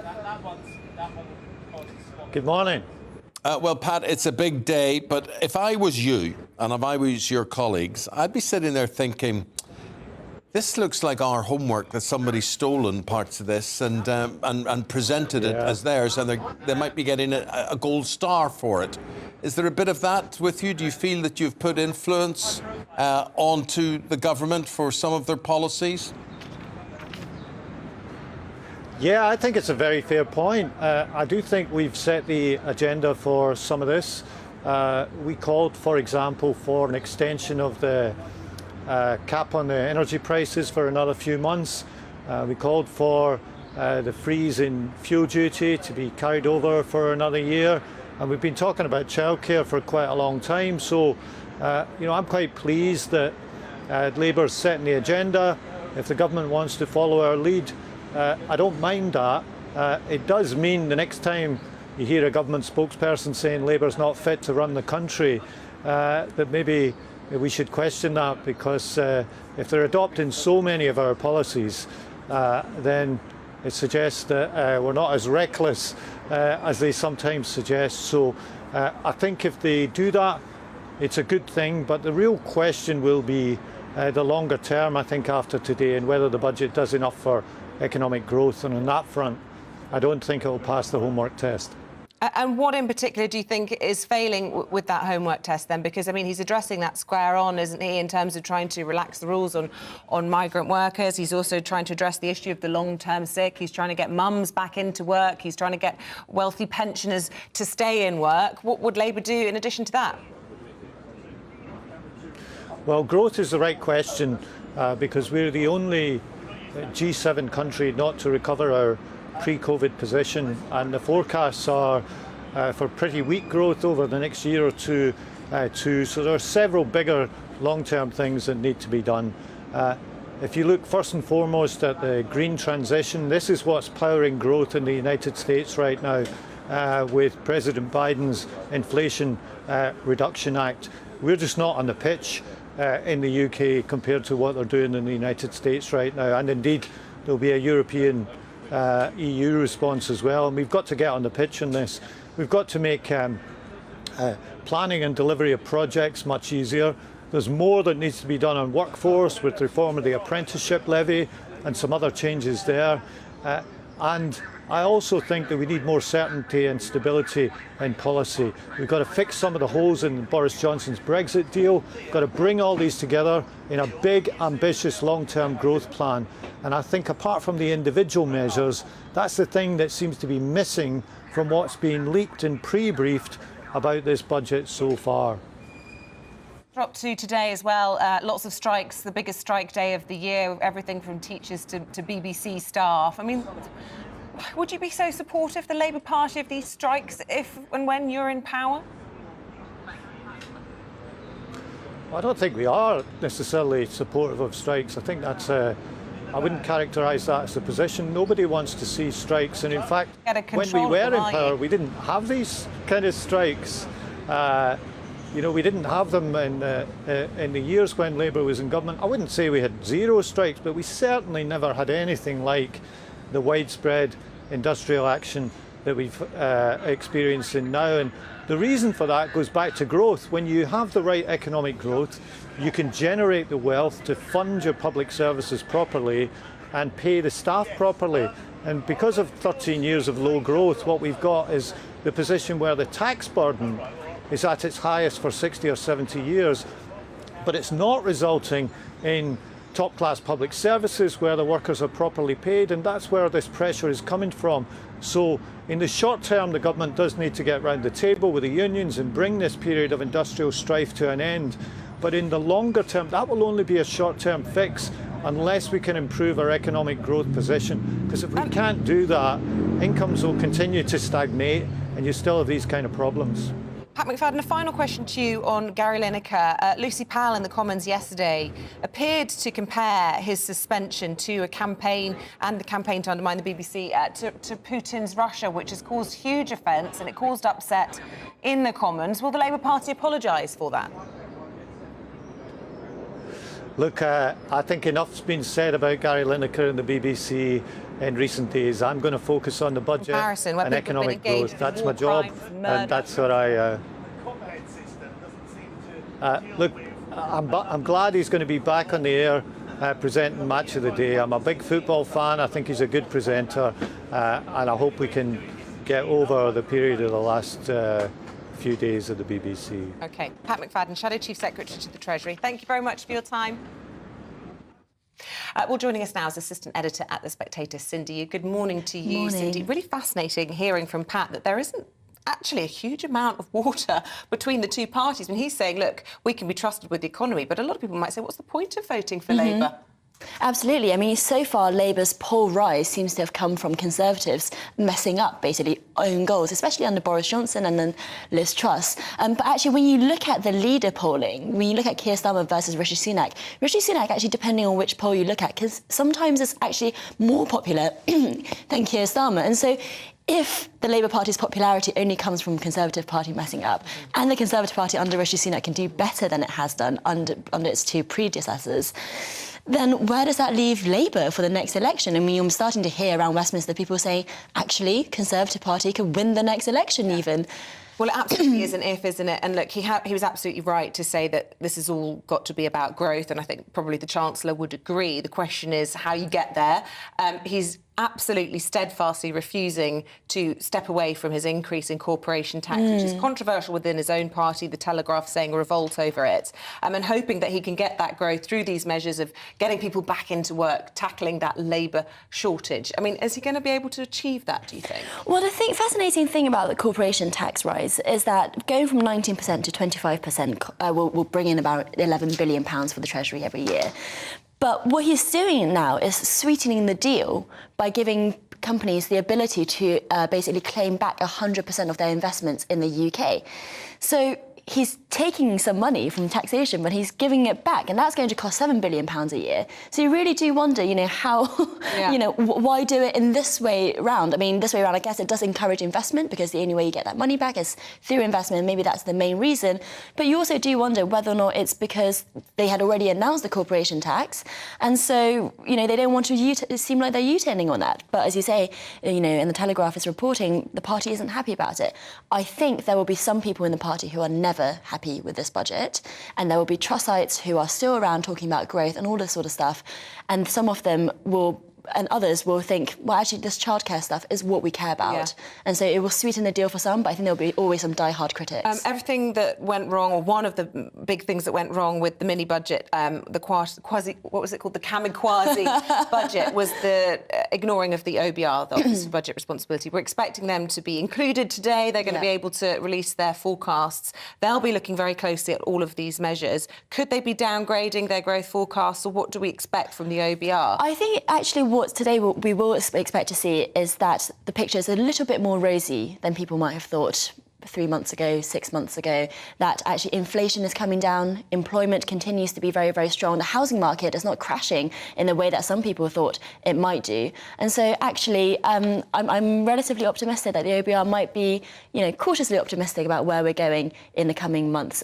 Still a cost of living crisis, of course, still going to be difficult times, but in various different small measures, including energy prices globally, the situation doesn't look as dire as it did 6 months ago. Is rosier than once was, which is something we've all got to hold on to. Cindy, you, assistant editor at The Spectator, thank you. I'm sure we might be getting a bit more from you a little bit later in the programme, but not long now to go until The Point with Andrew Pearce and Bev Turner. And Andrew is here in the studio to tell us all about your programme today. Good morning. Bev will be here too, but there's a tube strike, if people didn't realise, which means London is utterly gridlocked. I've no idea why they're on strike, because tube drivers paid an absolute fortune. Yeah, that's true. But no, strikes.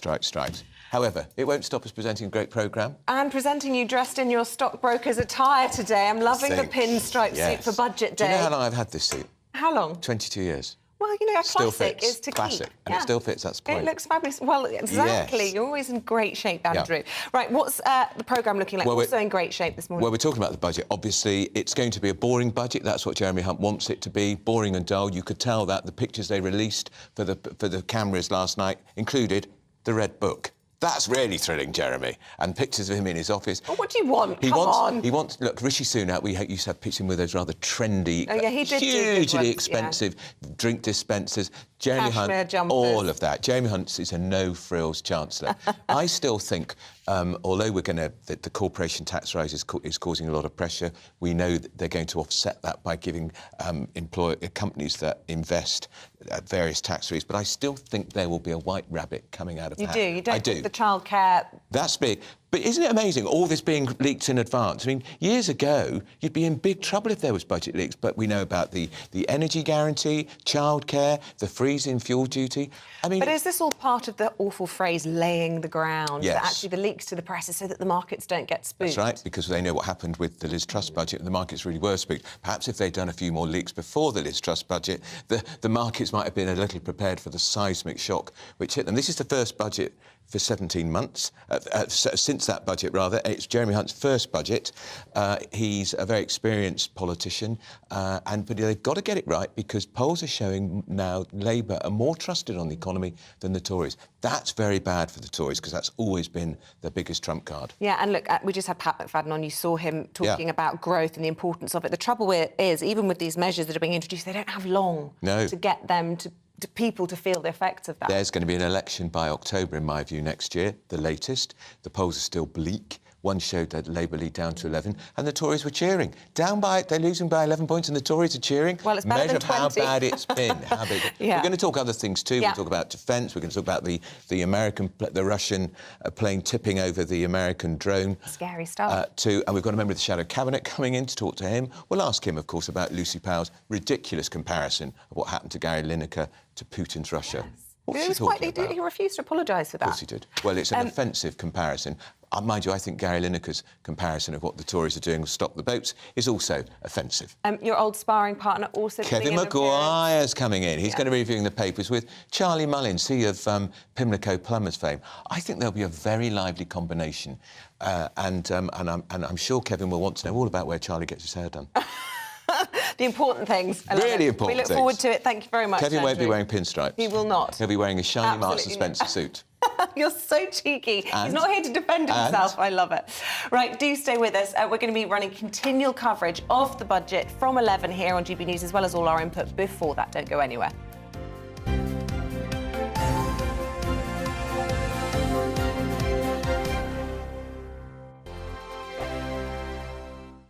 First and foremost, I am a GB News fan, and I was before I was working here. Just love the fact that we're asking the questions that a lot of establishment media won't ask. With a bit of a twist, we not only want to inform you, but we want to keep you entertained. It's worth the drive because you get in and the team's all ready and waiting, they're itching to go, and it's a proper little family. GB News is the People's Channel. It's the audience that makes the programme sing. We're giving our viewers and our listeners a voice. I see the thousands of your letters, tweets, emails, you name it, coming in. Britain is broken.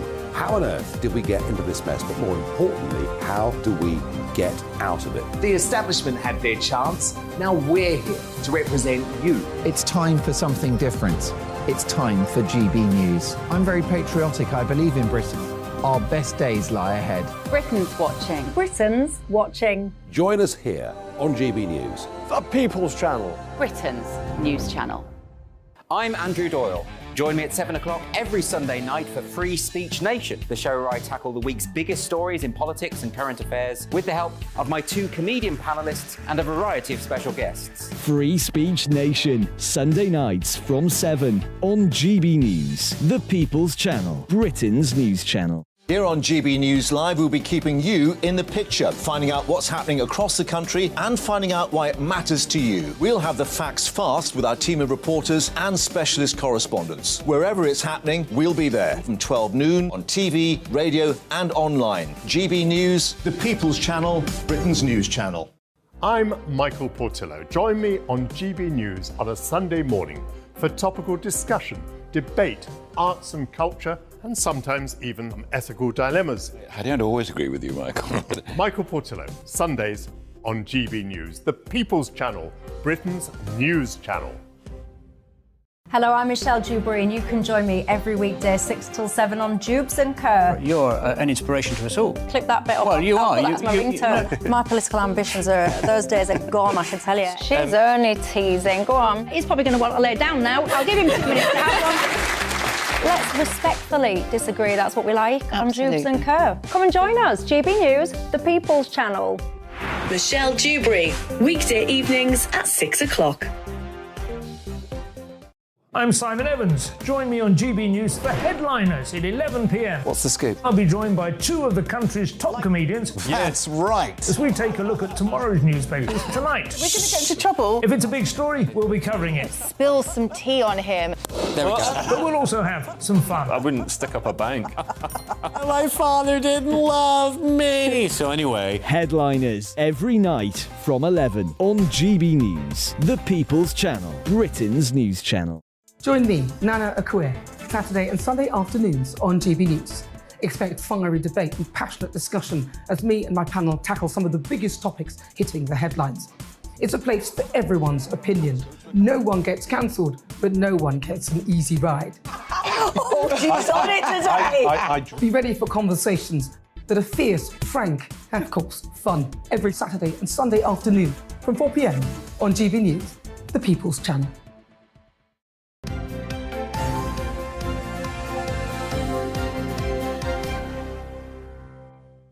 Very nice to see you again, 18 minutes past 9 o'clock. Cindy Yu still with us, the assistant editor of The Spectator, with her take on certain stories today. One that has been puzzling me, Cindy, is the American drone over the Black Sea. International airspace, 2 Russian fighters decide, you're going no further, we don't like this, and they engage it. Yeah, I mean, apparently they poured jet fuel on top of this drone, a manned drone, and which obviously makes it malfunction. And now it's somewhere in the Black Sea so that the Russians can't get their hands on whatever intelligence it was gathering. See, I read the Pentagon had said that they didn't believe this was a deliberate collision and that they just thought it was unsafe and unprofessional flying by Russia. And they've summoned the ambassador. There's a question mark over whether it was a collision or not. Basically, we're being kept in the dark as to actually what happened, what it was doing there, what the Russians were doing there, as it should be, because we can imagine... Yeah, escalation very easily. But there was up to no good, whatever it was. But also, I mean, the kind of area that we're talking about, that part of the sea is very close to Crimea, which obviously the Russians hold, very close to the southern coast of Ukraine, which obviously the Russians hold some of as well. So that drone would have been there to collect intelligence. For Ukraine, probably. For Ukraine, for the US. And the Russians clearly didn't like it. And so maybe it wasn't an accident. Maybe it was an accident, but nevertheless, it was still flying very, very close to the drone. And I think if it was an accident, that's probably a good thing for us not thinking that it's going to be escalated. Because despite the Russian ambassador being brought in, I mean, if the Americans know that it was an accident, then there's really nothing to point your finger at. But it is the first direct hit, effectively, isn't it, of the between the US and Russia. That is scary. Yeah. That is scary. I think it's very symbolic that the Russian plane flies above the drone and then dumps all this poo all over it, basically, all this oil or whatever it is. I think it's symbolic as well. As to what goes on or what was going on, we will probably never know. Yeah. But speaking of all things defence, it has been a big week. The AUKUS deal, the Prime Minister, I'm assuming he'll be in the Commons for the budget today, fresh back from San Diego. But you want to talk a little bit about this. Obviously, we're going to hear announced in the budget this increase in defence spending as well. And I suppose just the backdrop to the Russian jet story is just, you know, how much more volatile things are. Yeah, absolutely. And what's particularly interesting is, you know, in the West, we've got to think about, do we want to counter Russia or counter China or counter both? Because in the last 24 hours, Ron DeSantis, who's one of the front runners for the Republican nomination, has actually said, look, guys, we need to kind of come out of Ukraine a little bit more to focus on China. Well, this AUKUS deal, this is not coming out of Ukraine to focus on China. This is just focusing on China properly. And you really kind of do wonder how much of this foreign policy direction will last if the Republicans win the next election, because so much of it has to be dictated by this kind of very internationalist approach that the Democratic administration has done. So I think it's fascinating. But surely to think what about. DeSantis is doing, he's just playing to the audience to get himself elected in the first place. So, you know, there is no danger from Ukraine, there's no danger particularly from Russia, but the big spectre that could be China, you've got to watch them, sort of thing, is what he's saying. Yeah, it's true. But what I find fascinating is the right wing in America. You know, why differentiate between Russia and China when it comes to global threats? Yes. You know, that's a very interesting strain because you're hawkish on foreign policy, but only hawkish when it comes to China. Now, they might say, you know, you don't want to bring two countries together in the way that Kissinger split the two countries, and that's a good idea, and that might be the reasoning for some of them. But others, I think, do just kind of see Russia as less of a threat, which I think is an argument that's harder to make these days. Can I ask you, as a Chinese person, do you distinguish, and do Chinese people, whether they're allowed to or not is another question, but do you distinguish between being culturally Chinese and politically Chinese? Yes, absolutely. And you must, really, you must, because what the Chinese Communist Party does so well is attach themselves to the notion, to the identity of being Chinese. That if you're criticising the Chinese Communist Party, you're being unpatriotic, you're being, you know, a race traitor almost. But you must distinguish those two things, just in the same way that if you're a Brit, you don't necessarily support the Conservative Party just because they're in government.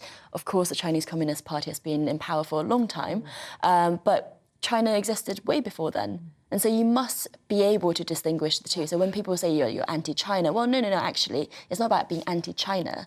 It's about being anti the government as it currently is. And what do you think about the reticence from the Prime Minister to call China a threat, just calling them a challenge? I mean, using language like they're more authoritarian at home, more assertive overseas, an economic threat, but not a threat of themselves. Yeah, look, I mean, I think so much of this is kind of hair-splitting. You know, what is a lot of the difference between threat and challenge? At the same time, I think that in any coming geopolitical great power show-off, the UK will have to be on the US side. And if the Americans haven't called the Chinese a threat, then I think the British is not down to us to kind of step over that mark in the way that Liz Truss kind of was talking about. So I think Rishi Sunak is very astute in doing this because, you know, it is the world superpower that's going to be going up against China, and the rest of the Western countries should be getting in line to support them. So why take the lead on that one? Why step out of line on that one? So I think on challenge, I think is the right thing to do. And more generally on the integrator review, I think doubling the funding for China capabilities so that government understands the China more, that's a good thing. Teaching of Mandarin and... Yes, absolutely. We've talked about it on this programme. Just how few civil servants know Mandarin. Or just British people in general. Yeah, absolutely. When I was doing A-levels back in 1978, the whole ethos us was go to university and study Mandarin. You know, do that. I don't know if that's the same now, though. I think that a lot of private schools still encourage it because of greater job prospects, but I think a lot of state schools still stick with the German, French and Spanish trio. And also you've got to bear in mind that Mandarin is very difficult to learn. It is very, very How would you then say that's goodbye from us and thank you to Cindy Yu? That's assuming you speak Mandarin and not Cantonese. Yes, I do. 从我们说再见. And what was the second part? Bye to Cindy Yu. Thank you to Cindy Yu.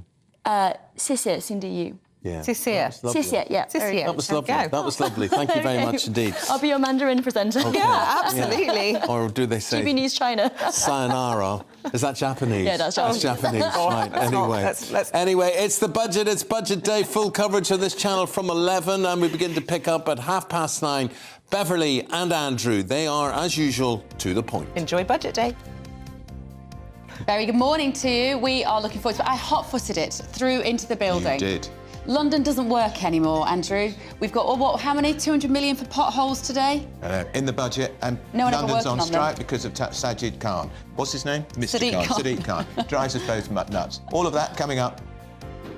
Join us all day on GB News as we unpick Jeremy Hunt's spring budget. What it means for you and households across the country. Bringing you special coverage, live analysis and commentary right across the UK. And from 6 o'clock, don't miss it, Jubes & Co and Farage live in Doncaster. We will get automatic reaction from people about Jeremy Hunt's budget. If it's happening here. The spring budget on GB News. The People's Channel, Britain's news channel.